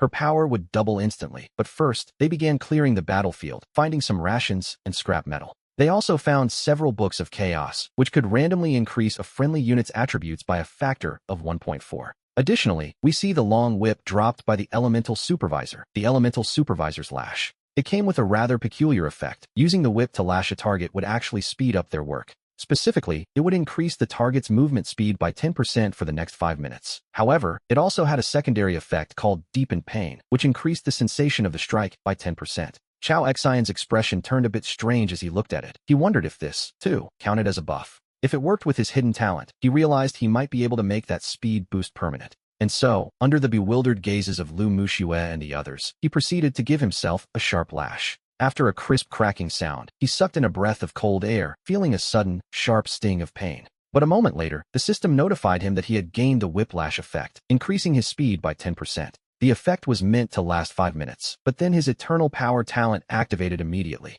The speed boost became a permanent buff, leaving him quite impressed that such a trick actually worked. Combined with the Snakeman Berserk skill, this meant he could provide himself and his allies with a massive advantage. He could now permanently increase movement speed by 30%, a truly significant boost for any future battles. Meanwhile, Lu Muxue and the others were completely baffled by his mix of pain and excitement, and the upright Assam stepped forward. The knight asked if his lord was alright, only for Chao Xian to ask if he could whip Assam just once. It was an incredibly strange request, to be sure, but with Assam's loyalty at a staggering 95, he wouldn't dream of refusing. He simply nodded and said that if his lord wished it, he could. Chao Xian didn't hesitate for a second. He landed a direct strike on Assam, whose stoic face crumpled slightly as he braced against the sudden pain. But soon, the knight felt a new surge of power flowing through his body and looked up in pleasant surprise. Assam marveled at the sensation, wondering if this had been his lord's brilliant intention all along. He bowed deeply, offering his sincere thanks to Chao Xian for the rather unconventional blessing. Then, with a touch of bashfulness, the knight asked if his lord could perhaps whip him a few more times. He clearly wanted to grow even stronger, but Chao Xian explained that only the first strike granted the effect. Hearing this, Assam nodded with a look of genuine disappointment, which was a bit surreal to witness. The others nearby were still lost in complete confusion until Chao Xian cleared his throat to speak. After explaining the whip's true power, he offered to grant Andrew and Shala the same blessing. And so, the sound of crisp whip cracks echoed through the mine for quite some time. With their buffs secured, they moved deeper, and Chao Xian made sure to collect every iron rail they found. He gathered over 100 meters of track before they reached a fork in the dark tunnels. The left path seemed to lead into the depths, where the faint roar of machinery could be heard. The right path, however, was sealed off with wooden planks, marking it as a forbidden zone. After a moment's thought, he had Andrew tear down the boards to see what was hidden inside. They found several overturned mine carts and/or scattered across the floor in total disarray. It seemed the elementals had encountered something so sudden they couldn't even evacuate their cargo. Suddenly, Shala spoke up from the shadows, sensing a dangerous presence lurking further within. Chao Xian frowned. If even a level 20 elite like Shala felt threatened, the danger was real. It meant a truly fearsome creature was nearby, so he sent Shala ahead to scout the area. The scout vanished into the darkness, only to reappear a minute later with a grim report. Inside was the nest of a Tier 2 monster, one whose strength rivaled Shala's own. However, with the Lord's blessing active and the combined strength of Andrew and Assam, he felt the risk was manageable. With his mind made up, Chao Xian gave the order to press forward into the unknown. As they traveled, he gathered more ore from the ground, even discovering precious mithril and magic power stones. Even Lu Mushua couldn't help but remark on how incredibly profitable this little excursion was turning out to be. The ore and mine carts alone made the trip worthwhile, and soon they reached the very depths of the passage. Here, the lights suddenly dimmed, and we see thick white cobwebs beginning to cling to the ceiling and walls. Massive webs eventually filled the entire tunnel, stretching across the path and completely blocking their way forward. At that same moment, a powerful and malevolent aura wafted toward them from the darkness of the inner cave. Chao Xian ordered Assam to clear the path, but the knight soon found that these were no ordinary spiderwebs. When Assam swung his longsword, it felt as though he were hacking into thick, stubborn jelly rather than silk. It took several heavy strikes just to clear a small patch, prompting Shala to suggest that she take the lead instead. Sure enough, with a single precise strike from her shadow blade, Shala sliced through the resilient webbing with ease. She carved a wide opening through the webs, and as they stepped deeper into the cavern, the atmosphere shifted. A system notification immediately appeared, informing Chao Xian that they had entered a special zone, the crypt spider's nest. We see the ceiling above them covered in webbing, with large white cocoons hanging like grim ornaments over their heads. On the ground lay numerous glowing spheres of various sizes, all coated in a sickly green, viscous fluid. The smaller ones were small magic spider eggs, which, to be honest, looked far more dangerous than they appeared. If broken, they would release 3 to 8 level 3 spiders, while the larger eggs contained level 15 monsters. The larger eggs would spawn 1 or 2 of these formidable creatures upon bursting, and Chao Xian took a long look around. Seeing dozens of these eggs littering the floor, he felt a genuine chill run down his spine. Just as Chao Xian thought about clearing out these magic spider eggs, the webs above their heads began to tremble violently. A terrifying figure, stretching over 5 meters in length, quickly dominated everyone's field of vision. The boss, a crypt spider, made its entrance, immediately spitting out a thick stream of silk the moment it appeared. The webbing instantly bound Andrew to the spot, but with a fierce roar, his body began to swell rapidly. He shifted directly into his great bear form and, with a powerful surge of strength, tore the webs from his body. Chao Xian immediately ordered the team to bring it down, and Andrew, now a massive bear, leaped high into the air. He lunged toward the crypt spider midair, but the creature was fast, quickly maneuvering to evade the heavy strike. This left Andrew's massive claws grasping at nothing but empty air, but right at that very moment, things changed. A cold light flew silently from the shadows as Shala's weapon, the arm of the beloved, struck the crypt spider true. The crypt spider shivered in agony, its entire body convulsing from the sudden, sharp pain of the impact. A massive damage indicator of 643 points floated above the creature's head. At the same time, Chao Xian fired 3 ice cones, and although they only dealt minor damage, they served their purpose. One of the cones triggered a freezing effect, causing the crypt spider's body to stiffen up instantly. A layer of frost quickly coated its surface, and it plummeted from the ceiling, much to Chao Xian's secret delight. He realized just how useful the ice cone skill was, as each projectile carried a 30% chance to freeze. Landing all of them almost guaranteed a brief stun, and as the spider hit the ground, we see the tide turn. Chao Xian immediately ordered the counterattack, forcing the crypt spider into a desperate, face-to-face struggle. With a single bite, the beast managed to deal over 300 points of damage to Andrew. It also inflicted a poison status that drained his health steadily, but in his great bear form, Andrew was a tank. His total health pool was nearly reaching 8,000, making him a formidable wall against such a monster. In addition to his massive health, green recovery numbers began to float steadily above Andrew's head. He simply ignored the damage, locked in a brutal melee with the crypt spider, while Assam and the frost wolves joined in.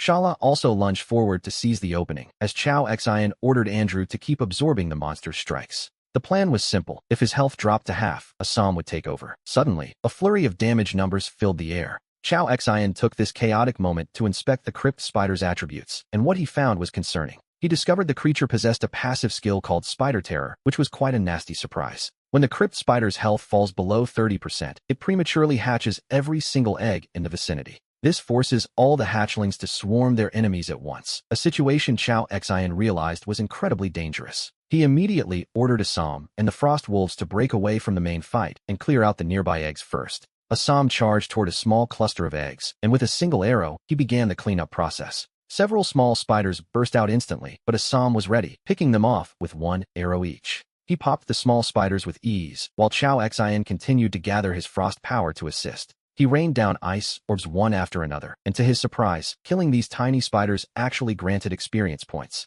Given the sheer number of eggs in this cavern, he realized this was going to be a significant windfall of experience. Meanwhile, the crypt spider's health began to drain like water under the relentless assault of Andrew and Shala. Assam continued to shatter the eggs in rapid succession, with Chao Xian following close behind to deliver the finishing blows. As their experience bars began to climb rapidly, we see that the survivors in the outside world were also busy. They were engaged in a heated discussion regarding the latest updates to the level rankings. Men like Fong Long and Zhou Bo had already reached level 4, and many of their followers were whispering in the shadows. They dismissed Chao Xian as merely a lucky kid, confident now that they had several brothers teamed up together. They were convinced their boss would soon surpass him, but in the very next second, we see Chao Xian's level jump from 52% of level 4 straight to 55%, and within just a few more seconds, it had already leaped to 60%. The sheer speed of his growth left everyone utterly stunned, while back in the cavern, the battle was finally nearing its end. The crypt spider's health had plummeted, leaving it with a mere 1,203 points remaining.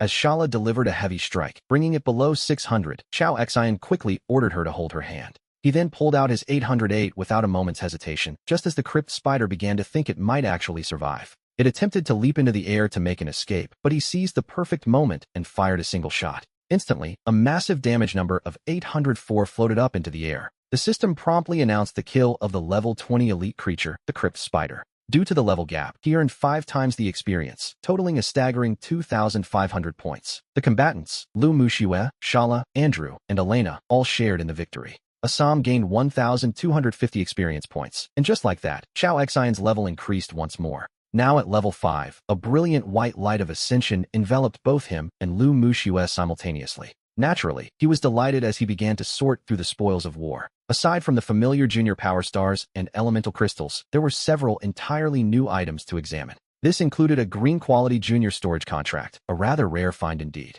It could be used on a wild creature to forge a bond, turning it into a dedicated personal pet. There was also an item that could be used on a follower, which seemed quite promising. The ultimate chaos essence would randomly increase a follower's attributes by 3 or 4 points. Finally, he found an elite spider soul crystal, which could be bestowed upon any follower below the 2nd rank. This item offered a high probability of evolving a creature into an elite rank, and seeing this, Chao Xian's eyes immediately lit up. He scanned his surroundings for a moment before his gaze finally settled on Assam. Currently, Assam was merely a 2nd rank ordinary creature, but if he could be elevated to the elite rank, he would become significantly more powerful, so Chao Xian called Assam over without delay. He tossed the soul crystal directly to him, telling Assam that it was his destiny to take it. He promised it would make him much stronger, and Assam, showing no hesitation at all, accepted the gift. He absorbed the essence into his body instantly, and in the next heartbeat, Assam's entire frame suddenly went rigid. An incredibly powerful aura began to surge and rise from his body, filling the air with tension. The system then confirmed that Assam had used the crystal to successfully evolve into an elite-level creature. All of his attributes increased by 30%, and he unlocked the Frost Sword Chi skill, which condenses the power of frost. This allows him to unleash a wave of sword energy with a freezing effect, striking all enemies within a 30-meter path. It deals a massive 166% of his attack damage, which is quite a significant upgrade, to say the least. Assam himself could feel that his strength had leaped to an entirely new level. He immediately dropped to one knee, looking up at Chao Xian with an expression of profound urgency and loyalty. He expressed his deep gratitude to the Lord for the power he had been bestowed. Chao Xian simply told him it was well-deserved, as he had no intention of letting such loyalty go unrewarded. After that, he reached into his backpack once more and pulled out a junior power crystal. This particular item could be used by a lord or a summoned creature, and he glanced over at the twin wolf leader. The wolf was also a physical creature that met the advancement criteria, and if he could be raised to the 2nd rank, then every one of his subordinates, with the exception of Elena, would finally be at the 2nd rank. And so, we see Chao Xian hand the power crystal to Assam, telling him to let his mount complete its advancement as well. After all, a powerful knight requires an equally powerful steed to truly unleash his full combat potential. Assam took the crystal with trembling hands, looking at his lord with a gratitude that went far beyond words. Without a moment's delay, he turned and walked directly toward the twin wolf leader, his loyal companion. He urged the beast to accept the power bestowed by the Lord, speaking with a voice full of reverence. He vowed that together, they would defend the Lord's glory until death, and with those words, the moment arrived. Assam tossed the crystal, and the twin wolf leader swallowed it in one gulp, causing its aura to shift instantly. Its power surged at a terrifying speed, and its body grew from 3 meters to nearly 4 meters in length. Chao Xian nodded in satisfaction before turning his attention to the final reward, a blue-quality magic orb staff. This weapon features a junior magic amplification, offering a 40% chance to trigger a special effect. Beyond increasing magic damage by 10%, it also possesses a skill capable of summoning reinforcements. It can call forth level 5 to 10 magic orbs to assist in battle, which is a remarkably powerful effect, honestly. Delighted, he ordered the group to search the cave for more treasures, and a few minutes later, they found something. In a dusty corner, Sarah discovered a treasure chest, an unlocked silver chest, to be precise. Inside, they found a backpack, construction blueprints, some dry rations, and a medical kit. The noble backpack was of green quality, offering 40 slots and a passive bonus of 4 charisma points. There was also a blueprint for a medium shelter, which could comfortably house up to 6 people. It provides a recovery effect for any allies resting inside, restoring their vitality every single second. Specifically, it restores 0.5 health points per second, alongside a blueprint for crafting iron rails. These rails can be forged at a blacksmith shop using raw materials, and Chao Xian happily equipped the new backpack. We see Chao Xian turn his gaze back to the silver treasure chest, as the system asks if he wishes to dismantle it. The dismantling is a success, yielding 10 units of rice. At this point, every corner of the magic orb cave has been thoroughly picked clean, leading the group back to the original crossroads once more. This time, they head down the left-hand tunnel, traveling nearly 500 meters into the darkness. The mine shaft widens significantly before them, and suddenly, a figure nearly 2 meters tall appears. It is a creature covered entirely in iron plating, a mechanical monster, to be precise. This is a salt rat tech burrowing robot, and the moment it spots our group, it springs to life. The machine emits a mechanical whir, signaling that enemies must be cleared before charging straight at them. The newly advanced twin wolf leader takes the lead, but the burrowing robot is surprisingly formidable. A single collision nearly sends the wolf flying, draining over 100 points of its health in an instant. Its attack power is certainly nothing to scoff at, yet under the relentless assault of Chao Xian's skilled warriors, the durability of the burrowing robot is rapidly depleted until it grinds to a halt. Chao Xian approaches the scrapped machine, and the system presents him with a very interesting choice. He can either dismantle it for metal parts or use specific materials to repair the damaged unit. Once repaired, it becomes a permanent ally capable of following simple commands, a useful tool, indeed. His eyes light up, as he has already witnessed the raw power of this mechanical guardian firsthand. Furthermore, this machine can be used for mining, making it a truly versatile multifunctional robot. Having collected plenty of metal along the way, he has more than enough resources to complete the repairs. He chooses to restore it, and within moments, the previously scrapped machine begins to hum with life again. With the robot back on its feet, he takes a moment to calmly review its updated status panel. We see that its maximum speed reaches an impressive 30 kilometers per hour. Its standby energy consumption is remarkably low, lasting 30 days on a single charge, quite practical, one might say. However, just at that moment, another dangerous aura begins to approach them rapidly. Suddenly, out of the darkness, dozens of pairs of glowing red eyes appear before our group. It is a large squad of salt rat soldiers armed with spears, accompanied by 2 different models of robots. It seems they have stirred up a hornet's nest, but considering their own strength, there is little cause for alarm. Chao Xian orders Assam to stay back and protect them, while Andrew, Shala, and Lingdong charge forward to clear the path. Facing the incoming horde, Shala feels no fear. In fact, she seems quite excited by the prospect of battle. In the next heartbeat, she lunges forward, while Andrew enters his great bear form without a moment's hesitation.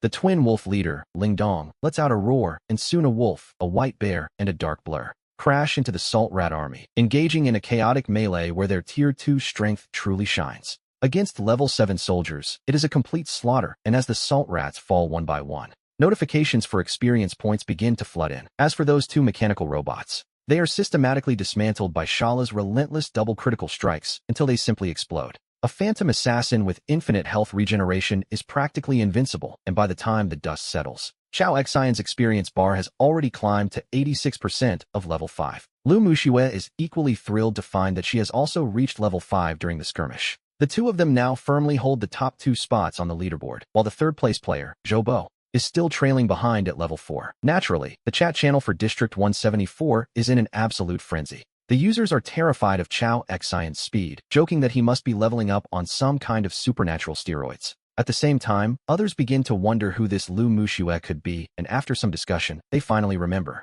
Before the crossover, she had been featured in the fashion magazines of Xiangjiang City as one of the top 10 goddesses. One of those legendary beauties was indeed Lu Muxue. Meanwhile, Fang Long's expression turns a grim shade of ashen. He had originally planned to catch up to Chao Xian today, but now it seems the gap between them is only growing wider. Deep down, he knows that if Chao Xian maintains this momentum and secures the top spot on the level rankings, and claims that boss-level creature recruitment scroll, he will have no hope of ever defeating him. Realizing he cannot let this continue, Fang Long sends another urgent message to his subordinates. He demands to know if they have found the coordinates to Chao Xian's camp, but the reply he receives is disappointing. Currently, no one can venture too far from their own camps, making it nearly impossible to track someone down. Fong Long curses them as useless and abruptly ends the communication, feeling his frustration mount. He understands that at this stage, finding a specific camp's coordinates without the owner's cooperation is a monumental task. However, a sudden thought strikes him, a memory of a potential weakness. He recalls that Lu Mushua seems to be staying with the boy, and her family had actually contacted him just yesterday. He wonders if he can use her family as a leverage point to uncover the location of their hidden camp. The more Fong Long considers it, the more promising it seems. Apparently, Lu Mushua has been strictly controlled by her family since childhood. She was required to report her every move and was always quite obedient to her parents' wishes. Furthermore, her father, Lu Jingjie, is known to be a man driven entirely by profit and self-interest. A few extra rations of food would likely be enough to buy his loyalty. With that realization, Fong Long lets out a wicked smile. He opens his friend list and immediately initiates a call to Lu Jingjie to set his plan in motion. We return to the mine where the battle has just concluded, only for Lu Mushua to suddenly receive a video call request. Seeing that it was a call from her father, Lu Mushua looked at Chao Xian and asked softly, "Xian, my father is calling again. He left a message saying it's an emergency. Should I answer?" At this point, her trust in him far outweighed her trust in her own family. He thought for a moment and told her to answer it. He wanted to see what the man was up to, but instructed her to speak as if he wasn't there by her side. Lu Mushua nodded and connected the call. On the other end, Lu Jingjie looked at the video screen, appearing quite agitated. "Xiaoxua, you finally picked up. Child, we sent you so many messages, and you didn't reply to a single one." Hearing her family trying to exert control over her again, Lu Mushua's expression turned cold. "What do you want? Just tell me directly why you're looking for me." Sensing her icy tone, Lu Jingjie realized something was wrong. He suppressed his anger and forced a smile onto his face, claiming it was nothing special. He said he just wanted to know how she was doing and, more importantly, where their camp was located. He claimed that he and her mother had been reflecting for a long time and felt deeply guilty. They admitted they had been too harsh in the past and wanted to visit her once the novice protection period ended. He spoke with such apparent sincerity, as if he truly felt remorse. Well, that would be a first. However, Lu Mushua was a clever woman and immediately sensed that something was very wrong with this sudden change of heart. She muted the audio and turned off the video feed for a moment to turn to Chao Xian. "Xian, my father suddenly asking for our coordinates is suspicious, knowing their temperaments. It is impossible for them to suddenly feel guilty toward me." Chao Xian, meanwhile, considered the current state of the world. Most survivors couldn't even venture 10 kilometers beyond their own camps at this stage. They wouldn't dream of searching for other survivor bases. And knowing Lu Mushua's father and her mother's cowardly, self-preserving nature, they certainly wouldn't take such a risk without a hidden motive. Chao Xian realized that someone else must have put Lu Jingjie up to this, hoping to use Mushua's family to fish for his camp's coordinates. These people certainly had some ideas, and as for who was pulling the strings, he already had a very good guess. It was likely one of the few people on the leaderboard competing for the top spot, with Fong Long being the prime suspect. After all, he had already clashed with the man before. A faint, intrigued smile played across his lips as he spoke. He told Mushua to give her father a specific set of coordinates, the location of the massive predator gathering site. Those creatures were currently planning a terrifying massacre. If Fong Long decided not to go, he would be lucky. But if he did show up, he would certainly get more than he bargained for. After this little interlude, we see Chao Xian approach the two destroyed robots. These machines were a silkworm combat model and a treaded model. Both robots were capable of being repaired, so he simply clicked the repair command without a second thought. The two machines stood up once again, their mechanical voices droning. "Master, please give us your orders." These robots possessed strength comparable to elite monsters of the same level, which was impressive enough on its own. When combined with his unique talent, it was a complete game-changer, significantly boosting his overall combat power for this trip. After that, he instructed the others to conduct a thorough search of the entire mine to see what else they could find. They ended up with over 1,000 pieces of ordinary iron ore and hundreds of special ores, a true harvest, to be honest. As they continued deeper into the mine, a faint light suddenly appeared in the distance before long. Passing through the light, they discovered another entrance to the mine. It was then that Assam spoke up. He had found numerous tire tracks at the entrance, suggesting the salt rats might have transported the mine or out this way. Realizing they likely couldn't catch up now, he told the group to head back. They had already gained enough for one day. However, as they were making their way back to the camp, something unexpected happened. Shala, who had been scouting the surrounding area, suddenly appeared and called out, "My lord." Up ahead, a fierce battle was unfolding as a group of marauders surrounded and attacked an icefield mammoth. The druid beside him looked on in confusion, noting that icefield mammoths are powerful creatures that usually travel in herds. Given the marauders' limited strength, he wondered how they could possibly handle such a beast, but Shala simply shook her head. It turned out to be a lone juvenile mammoth that had unfortunately fallen right into the marauders' trap. Hearing this, a flash of anger appeared in the druid's eyes as he cursed those wretched marauders. Destroying city defenses wasn't enough for them. Now they had laid their hands on the sacred mammoths as well. He felt these destroyers of nature deserved a proper punishment for their actions. And so, he pleaded with the Lord to help the poor, defenseless mammoth. Chao Xin remained calm, suggesting they should first head over to gauge the true strength of those marauders. Soon, they arrived at the edge of a massive canyon fissure, looking down from above. Several giant tree trunks, hundreds of meters long, had been laid across the canyon to serve as makeshift bridges. However, one of these tree bridges had snapped in half, suggesting some heavy creature had recently fallen through. Down at the bottom of the canyon, a mammoth with a wounded leg was struggling against iron chains wrapped around its body. A dozen marauders were working together to bind it tightly, while Chao Xin took a moment to check the creature's stats. It was a level 20, Tier 2 boss creature. At full health, it would have possessed a staggering 15,000 hit points. With its array of innate skills, it was truly terrifying, but the mammoth was currently in a very bad state. Due to the fall and the relentless siege, its health had plummeted to below 2,000. As for the enemy, there was one level 15 elite marauder and 5 Tier 2 marauders above level 10. The rest were all below level 10, a level of strength that, to be honest, didn't even catch his interest. He immediately ordered a full assault to wipe out every marauder below, just as they realized a true master had appeared. The lone elite marauder's face paled as he sensed a sudden, chilling presence tightening around the back of his neck. Without anyone noticing, Shala had slipped behind him, her shadow blade emerging with a silent, deadly grace. In an instant, a terrifying damage number of over 1,700 flashed across the screen.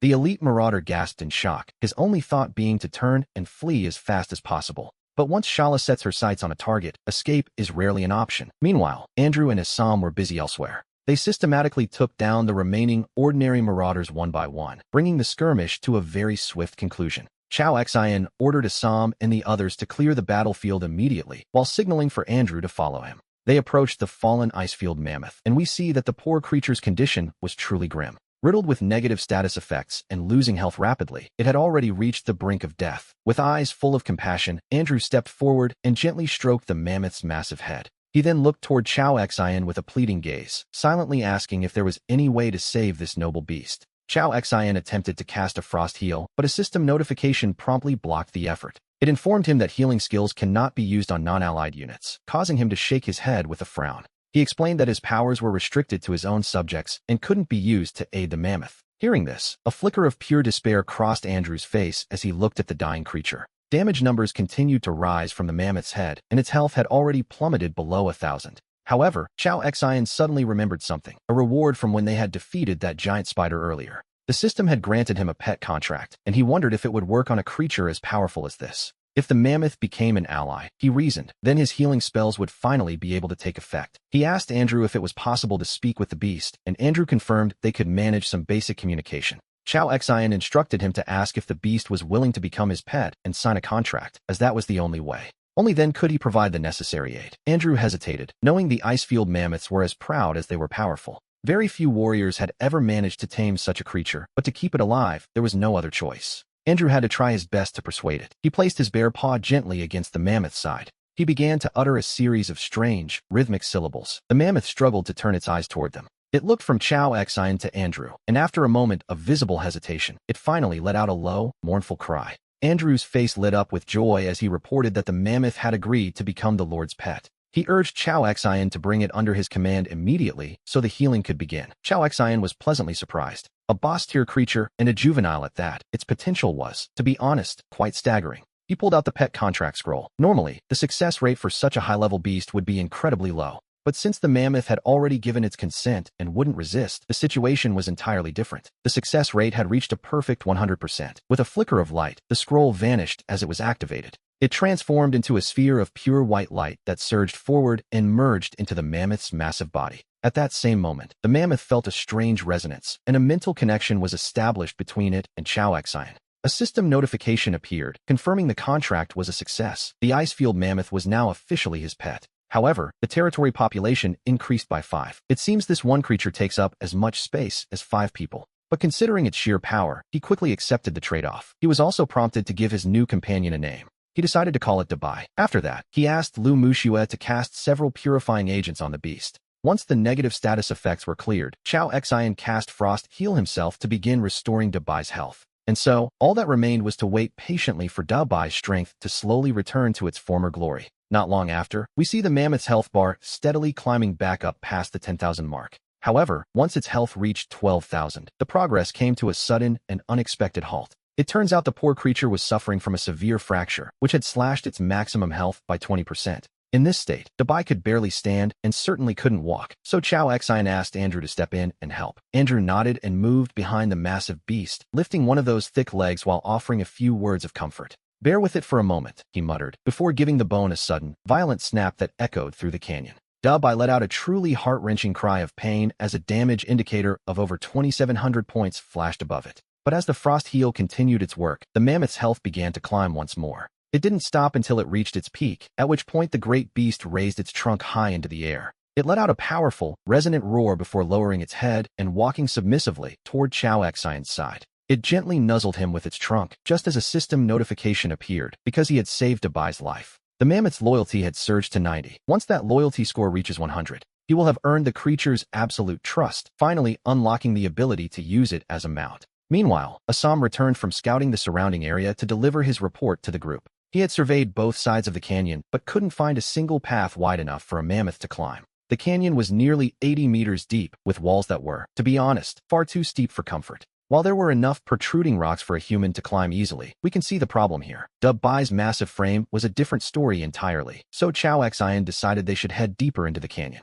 He hoped to find a more accessible exit, especially since they only had 2 hours of daylight remaining. With night fast approaching, he instructed Sarah to head out and scout ahead on her own. She was to scout ahead and expand their search radius, and about half an hour later, Shala returned with her report. She had found a camp a kilometer away, filled with a large number of hunters and 4 second-tier powerhouses. Among those second-tier enemies, one particular presence felt exceptionally formidable to her. Its strength seemed comparable to that of the mammoth, and Chow Xine began to mentally weigh the combat power of both sides. This meant there was likely a level 20 boss-level creature lurking within that camp. Combined with 3 or 4 elite-level hunters, the two forces appeared to be quite evenly matched. However, his own team held the advantage of infinite health regeneration, and it was then that Shala added another detail. Right next to that camp, she had spotted a set of stairs enclosed by massive boulders. It was a way out of the canyon, and upon hearing this, Chow Xine immediately declared that there was no time to waste. It was time, he decided, to bring down a bit of divine judgment upon those crazed cultists. Meanwhile, we see the hunters patrolling their base suddenly catch sight of something unexpected. An armored knight riding a twin wolf appeared, accompanied by a druid running on all fours. Beside them, 3 robots were sprinting at full speed, charging directly toward the camp. After a moment of initial confusion, the hunters realized these were enemies and began to raise the alarm. Shouts echoed one after another, which is hardly surprising given that these hunters are a notorious cultist faction. Essentially, they are hated by everyone on the continent and view any living creature they encounter as a foe. Amidst the chaos, a swarm of hunters armed with weapons rushed out of their tents, just as a system notification appeared. He had discovered a special area, the Hunter Central Camp. A black-robed priest of the Church of Light was stationed there, an extremely dangerous foe that required cautious approach. This black-robed priest was undoubtedly the boss-level powerhouse that Shala had mentioned earlier. But Chow Xine didn't hesitate for a second, ordering Assam and the others to keep charging forward at full speed. Against ordinary hunters, second-tier powerhouses like Andrew were essentially taking them down with a single punch or strike. Not to mention the rock element robots, who were also rampaging through the enemy lines without any sign of stopping. The hunter's side quickly began to show signs of a total collapse, but that was when 4 figures in black cloaks appeared. These new hunters radiated an aura that was significantly more powerful than the rest as they rushed onto the field. One of them, wielding a heavy flail with a grim expression, declared he would handle the giant bear himself. He ordered his companions to pick their own targets, one for each of them, to divide and conquer. In the next moment, he accelerated instantly toward Andrew, and at the very same time, the other 3 cloaked hunters made their move as well. They engaged Assam and the 2 generations of earth-drilling robots respectively, locking them in combat. The battle suddenly reached a stalemate, and we see that Chow Xine was finally able to observe the attributes of these hunters. They were level 15, second-tier elite creatures, prompting Shala to ask if they should step in to help. Chow Xine told her there was no need, remaining perfectly calm despite the chaos unfolding before them. After all, they still had 1 trump card left that hadn't been played yet. He then turned to Dabai and gave the simple command, "Go." With a terrifying roar in the next second, Dabai charged headlong into the battlefield with overwhelming force. He instantly sent every hunter in his path flying, but right at that moment, things took a turn. Another dark shadow darted out from the camp with incredible speed. This newcomer was moving even faster than Shala, which is quite an impressive feat, to be honest. The figure suddenly appeared behind Dabai, the cold glint of a blade flashing through the air. The strike was devastating, instantly draining over 1,000 health points from Dabai. Roaring in pain, Dabai immediately swung his massive trunk around to retaliate. However, the mysterious attacker simply flickered out of the way with a nimble dodge. And this is where we finally get a clear look at exactly who this person is. It was a man dressed in long black robes, his face hidden behind a cold mask. His status panel identified him as a hunter black-robed priest. He was a level 20, second-tier boss-level combatant, a formidable foe, to be sure. At that moment, the priest lunged at Dabai once again with relentless speed. Relying on his ethereal movement, he was actually managing to completely suppress the giant elephant. Lu Mushua worried that Dabai couldn't win, but Chao Xian told her there was no need to fret. Dabai would have some help very soon, after all. By now, Shala had already dealt with all the other enemies in total silence. Following Chao Xian's command, she moved like a shadow straight toward the black-robed priest. As her shadow blade swept through the air, the priest felt a sudden chill and his expression darkened. At the critical moment, he spun around with incredible reflexes to block the strike. The sound of clashing metal rang out as he realized Shala's strength was nearly equal to his own. The priest couldn't help but exclaim in surprise that another master had appeared. Shala said nothing, simply swinging her daggers once more with lethal intent. In an instant, the two high-level assassins engaged in a frantic, close-quarters struggle. However, because Shala's attributes were still a bit lower than the priest's, she was soon being pushed back. But before the black-robed priest could even celebrate, Dabai saw his opening from behind. With a powerful strike, the elephant sent him flying, just as the crawler and bucket robots joined the fray. With their combined strength, the four hunter elites were quickly taken out of the picture. Seeing the tide turn, Chao Xian immediately ordered Assam and the others to go and assist Shala. On the other side of the clearing, the black-robed priest's expression grew even darker. He was already finding it difficult enough to deal with these two powerful creatures at once. Now that several more formidable opponents were rushing toward him, he realized he simply couldn't win. He wondered where these masters had come from and how they had managed to find his camp. The priest was already planning his escape, but every time he tried to pull away, Shala would stick to him like a relentless shadow, cutting off any hope of a clean retreat. To make matters worse, Dabai's devastating attacks continued to rain down on him one after another. In his desperation, he spat out a curse, claiming he would remember all of their faces. He vowed that once he escaped, he would report this to his leader and ensure they were hunted. They would face the endless pursuit of the Church of Light across the entire Gale snowfield. As he finished speaking, a spherical orb suddenly appeared in his hand, which he hurled to the ground. A thick cloud of smoke billowed up instantly, and his figure vanished from the spot. By the time he reappeared, he had already put a significant distance between himself and the group. Watching this, Chao Xian only gave a cold laugh, as if he found the escape attempt quite amusing. He produced his long-barreled Barrett, and in an instant, the thunderous crack of a gunshot echoed out. A massive 874 points of damage flashed above the black-robed priest as the bullet found its mark. As it turned out, this single strike also triggered a devastating armor-piercing effect. The hunter leader, who had been sprinting for his life, suddenly felt his body give out. He turned back with a look of pure disbelief in his eyes before collapsing right there. The system announced the successful kill of the black-robed priest, a feat of slaying a higher-level foe. This earned Chao Xian 4,800 experience points, bringing him up to level 7. From the fallen priest, he gathered the spoils of war, the soul of a strong leader. He also found the blue-tier silent thorn and a 9-tube construction blueprint. Congratulations are in order. It seems he was the very first survivor on the entire server to take down a boss-level creature. For this first kill, he received the double-action magic shield skill book for destroying a medium hunter camp. With 200 reputation points gained, one can only say that this was a truly massive haul. We see him first check that purple glow in his backpack, the soul of a strong leader. This rare item could be used on any elite rank follower below the second tier. It offered a high chance, anywhere from 50 to 80%, to evolve them into a boss-tier creature. A look of pure, unbridled joy spread across Chao Xian's face at the discovery. To think, he actually had the power to evolve an elite creature into a true boss. Moving from elite to boss rank doesn't just boost every single attribute. It also allows them to learn a brand new skill, a massive leap in quality, to be honest.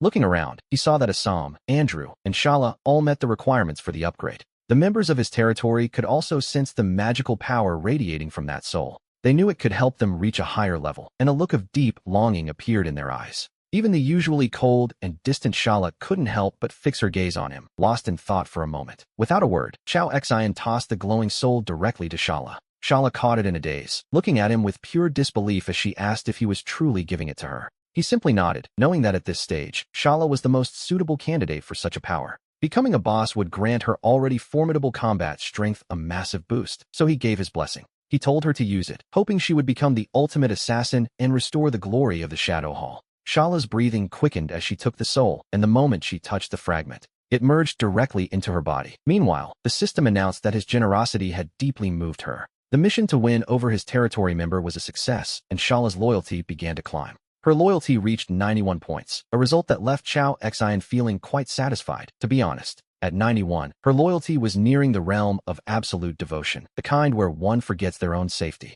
Soon, Shala would be willing to lay down her life for him. While waiting for her transformation to finish, he turned his attention to the second purple item, the reward the system granted for his first kill. It was the double action magic shield skill book, which applies a protective barrier to oneself or an ally. This shield reduces incoming damage by 20% while constantly affecting nearby enemies every second. It releases a frost breath that deals mental attribute ice damage to anyone standing too close. It also slows their movement and attack speed by 20%, with the effect lasting for a full 60 seconds. The shield can be toggled on or off at will. Once again, he was pleasantly surprised by what he found. This was a powerful skill that combined damage reduction and crowd control, so he learned it immediately. He then cast the skill on himself to test it out, and the system immediately flashed a notification. His eternal power talent activated immediately, turning the newly acquired skill into a permanent state. At the same time, we see that Shala has finally completed her own transformation nearby. A system notification confirmed that Shala had successfully evolved into a boss-level creature.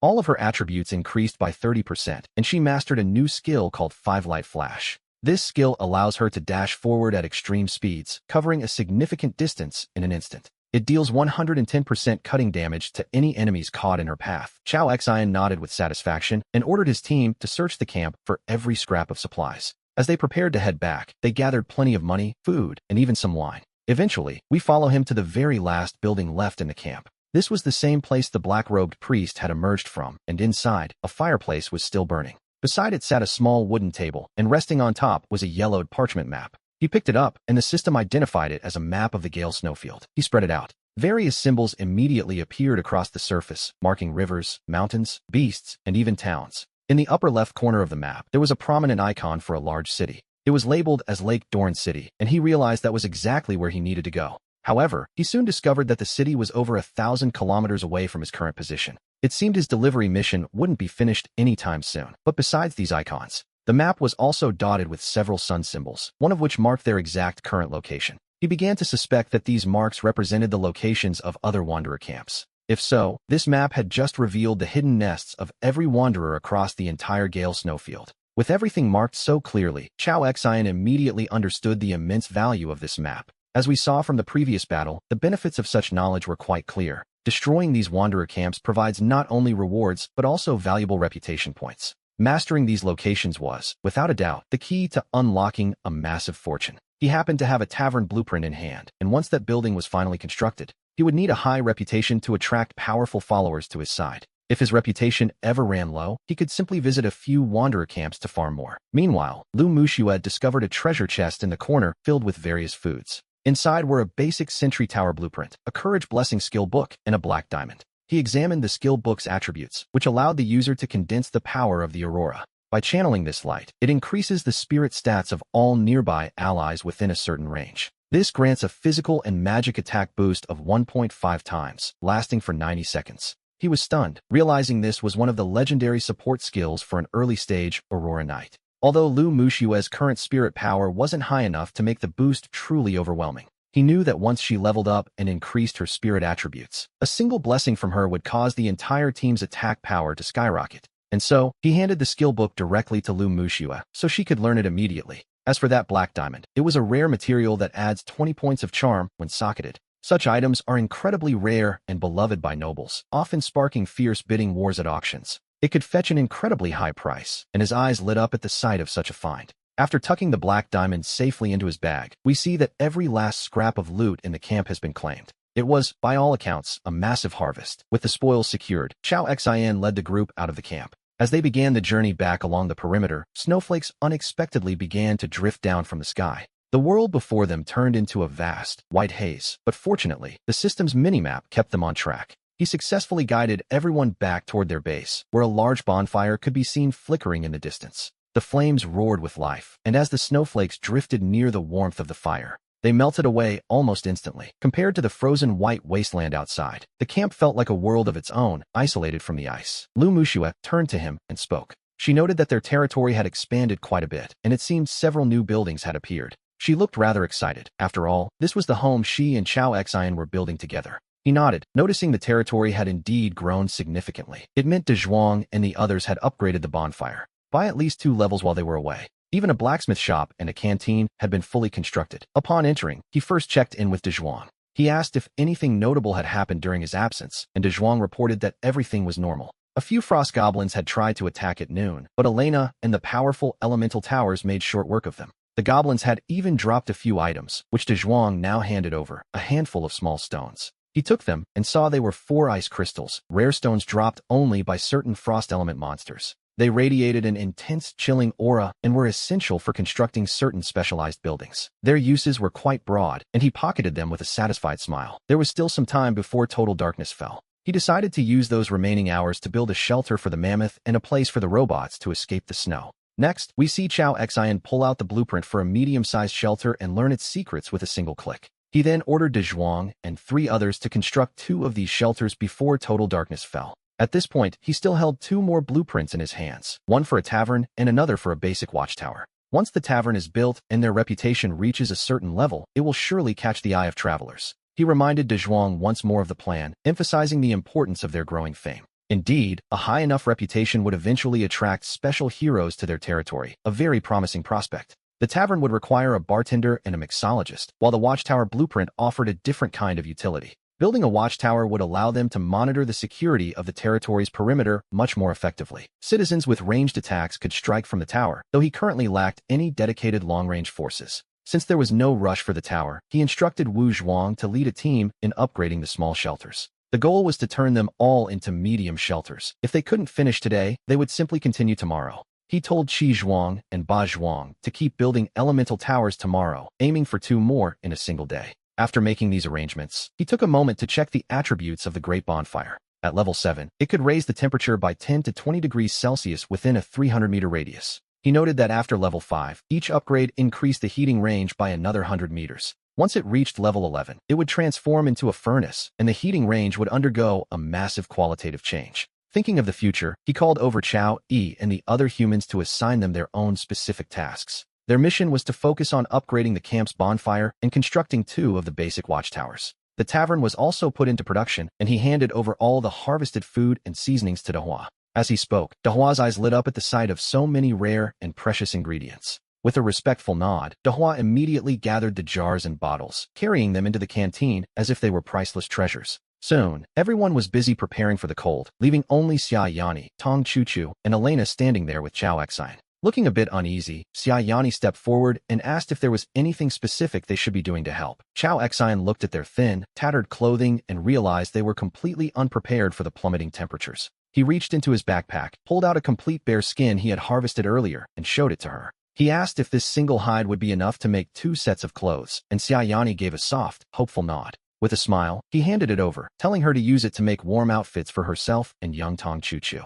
He warned her that the temperature would drop tonight, and he didn't want them freezing, a gesture that left Xia Yani stunned. She had assumed he wanted her to sew something for the camp, perhaps blankets or a heavy coat for himself. To hear that the materials were for her and her daughter brought a sudden, uncontrollable shimmer of tears to her eyes. Ever since arriving in this harsh world, she had lived in a constant state of fear and trembling. The relentless cold and hunger had been eroding her spirit, and the weight of losing loved ones had been almost too much to bear. In fact, she hadn't even had time to properly grieve, fully expecting that she and her daughter would simply perish in the snow. Meeting Chao Xian had changed everything. He hadn't just provided a warm shelter and food, but a sense of genuine safety. Now, receiving these warm clothes moved her deeply, though she quickly composed herself to show her gratitude. After she offered a solemn thank you, Chao Xian told them both to head inside and stay warm for the time being. As night finally fell over the camp, Dehua and the others finished preparing a massive dinner for everyone. Our weary citizens gathered in the canteen, their eyes wide as they looked at the feast waiting for them. For many, this was one of the few true banquets they had ever seen, featuring bread, cheese, and fresh milk. There was even meat on the table, and as they began to eat, the sheer joy of the meal was evident on every face. As they ate, their loyalty to him surged significantly, while Chao Xian, having finished his own meal, opened the World Chat channel. We see him checking on the progress of other survivors, noting that many have finally begun to adapt to this harsh new world. The chat was a flurry of activity, with people seeking trades and discussing various strategies for survival. However, the most common complaint was how difficult it was to level up, leaving many wondering how those on the leaderboard did it. Many pointed out that the great Chao Xin was truly a beast, having somehow reached level 7 in a single day. It seemed to most players that the top spot belonged to Chao Xin alone, and many voices rose in agreement. But not everyone was a fan. A player named Fu Yu mocked the sentiment, noting that monsters were only getting stronger. He suggested that if Chao Xin met with a sudden accident, all that progress would be for nothing. A charming thought, really. Seeing this sarcasm from a member of the Three Eagles Guild, another player named Ji Xinyue immediately fired back with fury. She called them out for resorting to curses in the chat just because they couldn't win through honest competition. To be honest, it was quite embarrassing to watch the Three Eagles Guild members barking so loudly. Aside from Fong Long, not a single one of them had even cracked the top 10, which was frankly laughable. She reminded them that Chao Xin was right to call them the Three Birds Guild instead. The guild members, feeling insulted, snapped back, calling the others a mere rabble and asking if they had a death wish. They warned that the novice protection period would end in 2 days, asking if anyone really dared to oppose them. The other players simply laughed at this. After all, the old world's order had collapsed the moment they arrived here. In this world, power belongs to those with the strongest fists and the most developed territories. They wondered if a few hundred members of the Three Eagles Guild really thought they could take on everyone in District 174. The backlash was so intense that Fu Yu couldn't even get a word in, a situation that Fong Long soon noticed. Realizing the reputation of the Three Eagles Guild was at stake, he began to make his own voice heard in the chaos. His gaze gradually turned ice-cold as he realized the root of all these problems. Everything had started because of Chao Xin, and he was certain that only by eliminating him could the Three Eagles Guild restore its former prestige. Meanwhile, a player named Ji Jun sent a message to Fong Long, reporting that he had reached the coordinates provided and gathered all the available brothers, totaling about 30 people in that area. He believed this was more than enough to handle one man, but Fong Long simply nodded and added a warning. He noted that since Chao Xin had reached level 7, he must possess some genuine skill. To be safe, he instructed Ji Jun to continue gathering more brothers the following day. They would wait until their numbers reached at least 50 before making their move. Furthermore, since the novice protection period was still active, they couldn't enter another's territory. The plan was to observe and wait for the moment Chao Xin stepped outside his boundaries. Then, they would strike all at once to finish him off. Fong Long finished the orders with a cold, cruel smile. He told himself to let Chao Xin enjoy one last day of arrogance before showing him the consequences of offending the Three Eagles Guild. At this moment, Chao Xin had no idea that Fong Long was already acting. He was busy planning his next move, but had he known their scheme, he likely would have died laughing. Because in reality, no matter how many people they sent to that place, only death awaited them. On the other side of the screen, while browsing the regional channel, he received a private message from Ding Liang. The survivor greeted him respectfully, addressing him as the great boss Chao Xin. The man asked if he still had that mechanic skill book and if he was looking to trade it for another class. He paused for a moment, remembering that he had indeed listed a book on the market before setting out. He confirmed it was a mechanic skill book, adding that he was looking for a knight or frost-type skill in exchange. Ding Liang quickly replied that he happened to have a frost mage skill book right there. We see the details of the book. It was a skill to summon frost spirits. It allowed the user to summon 2 frost spirits that inherited 80% of the survivor's attributes to assist in battle. These spirits possessed skills like Frost Shell and Ice Sword, a summoning spell for the path of the sword. Interestingly enough, deep down, he realized that combining this skill with his Demon Lord staff would allow him to summon 7 creatures at once. Having that many summons to assist in combat would be, to put it mildly, incredibly powerful. And so, he nodded and proceeded to trade the Mark Robot skill book with the other man. The transaction was smoother than expected, and Ding Liang, who had been quite nervous, finally felt his heart relax. He hadn't expected such a famous figure to be so easy to talk to, which was a pleasant surprise. Meanwhile, Chao Xin remembered he still had some leftover blue bear meat that would be perfect for trading right now. He sent a message to the chat channel, asking if anyone had blueprints, skill books, or equipment to offer. He announced that quantities were limited and it was first come, first served, a statement that immediately caught everyone's attention. In an instant, he was flooded with private messages, and a quick glance revealed several very interesting blueprints and books. The one that caught his eye the most was a blueprint for an Ice Silver Frost Archer camp. This would allow him to build a training camp in his territory to turn ordinary, classless citizens into capable Frost Archers. This was exactly what he needed, as he could finally train citizens like Chao Yi and Chao Air into skilled marksmen. He could station them on watchtowers for defense, or even send them out to join the fight. However, building such a training camp required a specific Frost Archer training manual. That item only had a chance to drop from killing monsters in the wild, and unfortunately, he didn't have one yet. Nevertheless, he decided to trade for all those blueprints first, and after a short while, he had successfully acquired 4 or 5 of them. He even bought a skill book for Lu Mushue called Shield Bash, which is considered a must-learn divine skill for any early-stage knight. The story moves to the following morning, where we find the citizens already waiting expectantly outside the Lord's manor.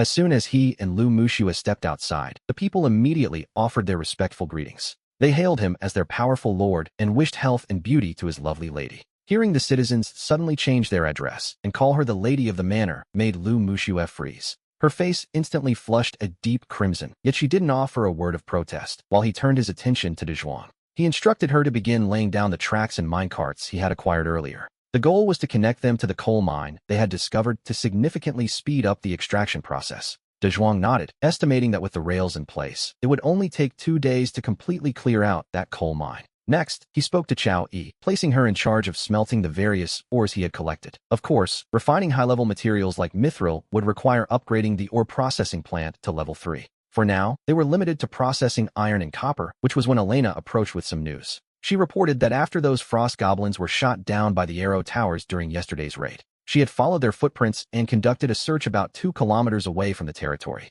There, she discovered a mine cave that seemed to be occupied by a large number of frost goblins. As for the stone particles, they were filled with first and second-tier creatures, all of them, naturally, just a bit stronger than he was. Elena had actually gained 2 levels just by staying at home recently, bringing her current level up to 7. This meant those goblins were likely only level 8 or 9, posing no real threat to a man of his strength. After thinking it over, he pulled a glowing red crystal from his backpack and tossed it directly to Elena. Elena caught the crystal with both hands, looking at him with confusion as he reminded her it was the junior heart of strength he had promised. Once she reached level 10, he explained, she could use this very item to advance into a second-tier creature. He had indeed made that promise before, but she clearly hadn't expected him to actually take it to heart. For a brief moment, a flicker of warmth appeared in her eyes, a look one wouldn't usually expect from a cold-blooded creature. She thanked her beloved lord deeply, declaring that Elena of the Snake Men was willing to give her everything for him. A system notification then appeared, showing that Elena's loyalty had surged from 85 all the way to 95. As he noticed the subtle, smiling glint in Elena's eyes, he reflected on how higher loyalty changed a subordinate.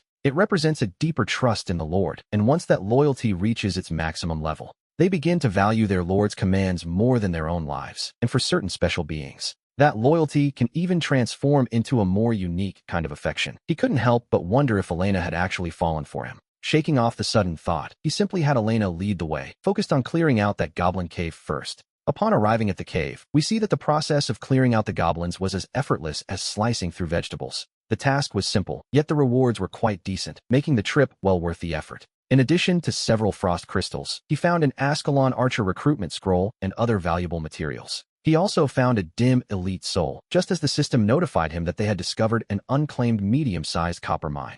After choosing to occupy the mine, he was rewarded with a bronze treasure chest for his efforts. Upon opening it, he found standard resources alongside a specialized training manual for frost archers. It was a stroke of luck, really. He had been wishing for a training manual, and here it was. Greatly pleased, he gathered the group to return to the territory, but they hadn't been back for long before a cluster of figures appeared in the snow ahead of the settlement, causing his gaze to instantly sharpen. In this frozen wasteland, where even walking is a struggle for ordinary people, the sudden appearance of such a large group was striking. It was truly unusual, so he immediately ordered his forces to be on high alert. In an instant, every recruited creature in the territory drew their weapons and prepared for battle, while Shala slipped silently into a state of stealth. His workers scrambled back into the safety of the settlement as the mysterious figures continued their steady march toward his gates. As they drew closer, we see that it wasn't an invading army at all, but rather a traveling merchant caravan. A large escort guarded 5 heavy wagons, each one bearing the distinctive emblem of a black lion. Assam leaned in and informed his lord that this appeared to be a fleet from the Black Lion Chamber of Commerce.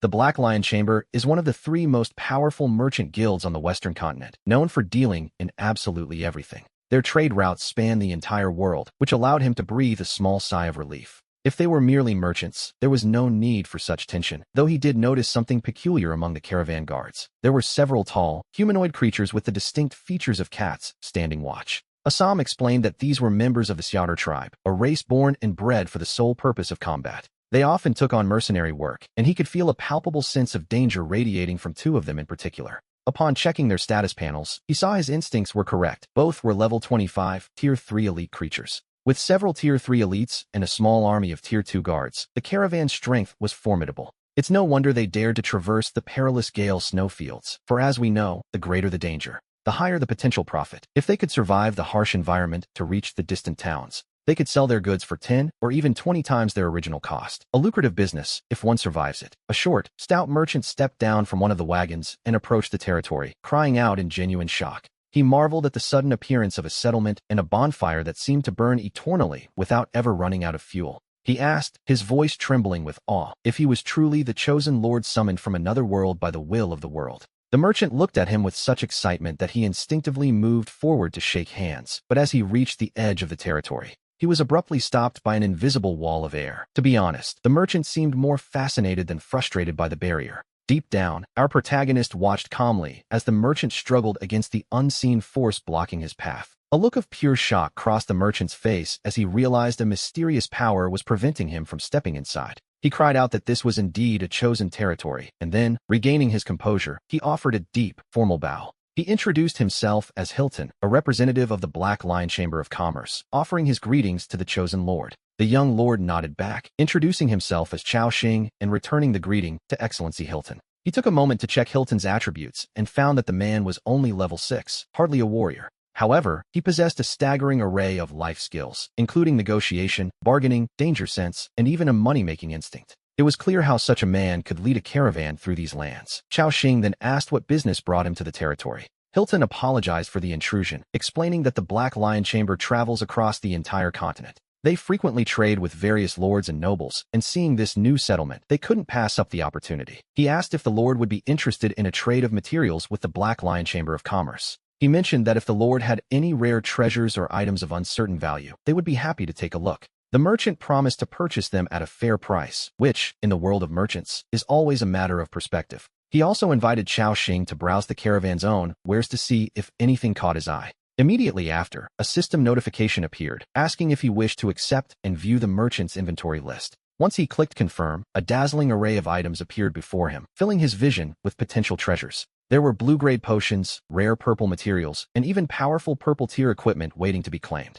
We even see a golden shield, the paladin's shield, and just looking at it makes his breath catch in his throat. In this world, materials and equipment are ranked by grade: white for common, green for excellent, blue for superior, and purple for rare. Gold, however, represents a true treasure. Golden items often possess irreplaceable functions and immense value, making them the ultimate prize. While most survivors are still struggling with basic gear, a golden item has suddenly appeared right before his eyes. One can only imagine how precious it is, though the price tag on this golden equipment is equally staggering. It costs a full 900,000 crowns. Hilton, the merchant, smiles and asks with an amused glint in his eye if Lord Chao Xing has seen anything he likes, or if anything has truly captured his heart. Chao Xing sighs, admitting that while there are many things he wants, he simply cannot afford them. His entire net worth is barely over 10,000 crowns, even after clearing out 2 entire hunter camps. Hilton remains unbothered and suggests that the lord check his own inventory for any unique items he might possess. He offers to appraise anything of uncertain value, and, if it suits their needs, the chamber will purchase it. After a moment of thought, he produces the viscous liquid obtained from the rock men for Hilton to inspect. The merchant explains it is a lubricating material that, once processed, can be turned into high-quality machine oil. He offers 50 crowns per unit of the liquid, a fair price for such a raw material, he claims. Chao Xing nods and sells all 364 portions, earning himself 17,300 coins. His total wealth now reaches over 30,000 crowns, which is quite a fortune for this stage of the journey. And it is at this moment that he remembers one more item he might be able to sell for a profit. He thinks of the black diamond found in the hunter camp, which the system had appraised as being highly valuable. Unsure of its exact worth, he tentatively brings it out to show the merchant, wondering what the reaction will be. In an instant, a black diamond refracts a beautiful, aurora-like light in his hand, but before he can even speak, Hilton's eyes widen in shock as he exclaims, "A black diamond. This is a gem so rare that one might not appear in 10 gold mines," and even Hilton's guards look on in stunned silence. In fact, a few of those guards begin to show a flicker of pure greed in their eyes. Sensing the shift in the air, Assam immediately draws his longsword to stand guard by his side. Andrew moves to protect the diamond as well, and this sudden reaction causes the merchant's guards to draw their own weapons. The atmosphere turns tense in a heartbeat, and Hilton suddenly realizes the danger of the situation. He shouts at his men, asking what they think they are doing and who gave them permission to point weapons at Lord Chao Xing. He commands them to put their weapons down immediately, every single one of them. He orders them to lower their steel and apologize to the Lord at once. And he means right now. He warns them that if anyone ruins this deal, he will personally see to it that they are punished. If anyone sabotages this business, he promises to take drastic measures. He threatens to report them to the Shishuang mercenary group and have them all fired on the spot. Upon hearing this, the expressions of the mercenaries change instantly. They promptly stow their weapons and kneel in the snow, listening to the merchant's harsh rebuke. Chao Xing waves it off, unbothered, and signals his own men to stand down, which allows Hilton to finally breathe a sigh of relief. The merchant was truly terrified that the guard's behavior might have scared off his best customer.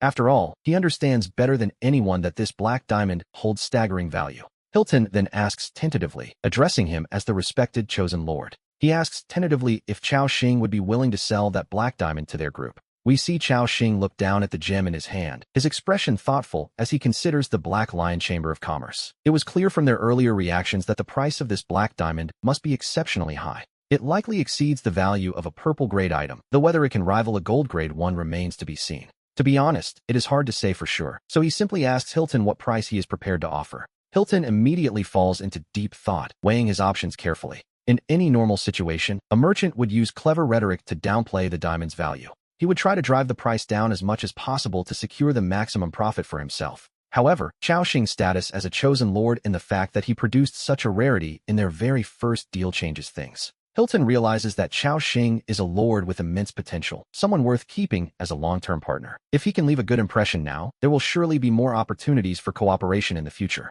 So, Hilton explains that while standard black diamonds fetch between 200,000 and 400,000 crowns, a top-tier orange-quality black diamond can sell for as much as 500,000 crowns. Hearing this, a hint of joy touches Chao Xing's face. 500,000 crowns already exceeds the cost of a purple-grade item. Yet, Hilton's next words bring an even bigger surprise, and we see a flash of excitement in the Lord's eyes. This price even surpasses the value of that gold-grade shield, leading Chao Xing to make a counter-proposal. He suggests a trade. He wants that golden shield plus an additional 100,000 crowns in cash. Hilton considers the extra 50,000 crown increase for a moment before finally nodding in agreement. With the deal struck, Hilton signals to the mercenaries waiting behind him. Two of the mercenaries step forward, each carrying a large, heavy black chest through the snow. Then, right before our eyes, he opens the chests, one of which contains that very same golden shield. The other chest is filled to the brim with glittering crown coins, and Hilton can't help but offer a word of praise. He tells Chao Xing that the Lord has a keen eye, explaining that he found this shield in an ancient tribe. Its craftsmanship was so exquisite that even the great dwarven master blacksmith, Tadek, was left in absolute awe. The master even claimed that this might be the very last shield of its kind left in the entire world. Chao Xing simply nods, though he doesn't pay the story much mind. To be honest, he knows how merchants work. They love to embellish their goods to inflate the value, so he ignores the fluff and proceeds directly with the exchange. As the trade is finalized, we see a look of genuine satisfaction spread across both of their faces. At this moment, Hilton looks at Chao Xing once more with a lingering sense of greed and asks if the Lord has any other rarities. Chao Xing informs him that he has nothing else for the time being, which Hilton accepts with a polite smile. He assures Chao Xing that he will visit the blizzard tundra often and looks forward to many more trades in the future. With a polite chuckle, Chao Xing agrees and steps outside his territory to shake Hilton's hand as a gesture of goodwill. Hilton remarks on what a pleasure it has been to cooperate, but his eyes are already wandering elsewhere. He glances at the territory behind Chao Xing, his gaze finally locking onto the tavern that is currently under construction.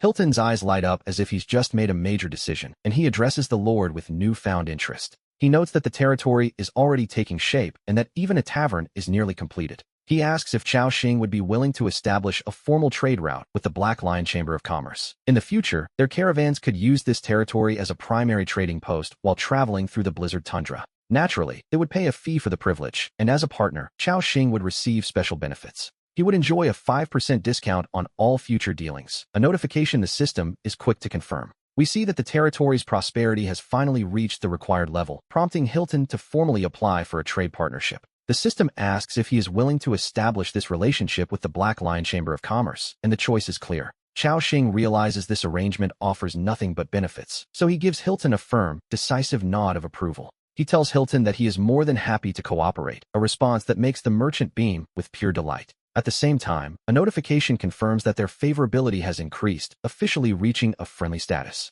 Chao Xing adds a small disclaimer, noting that the territory is still under construction and will need time to fully develop its facilities. Hilton simply waves his hand dismissively, signaling that it's no trouble at all, which, to be honest, is exactly what a merchant would say. Then, as if a new thought has just struck him, Hilton turns back toward the Lord with a curious expression. He observes that building up such a vast territory will surely require a significant amount of extra manpower. He asks Chao Xing if he might be interested in recruiting a fresh batch of new subjects to join his growing domain.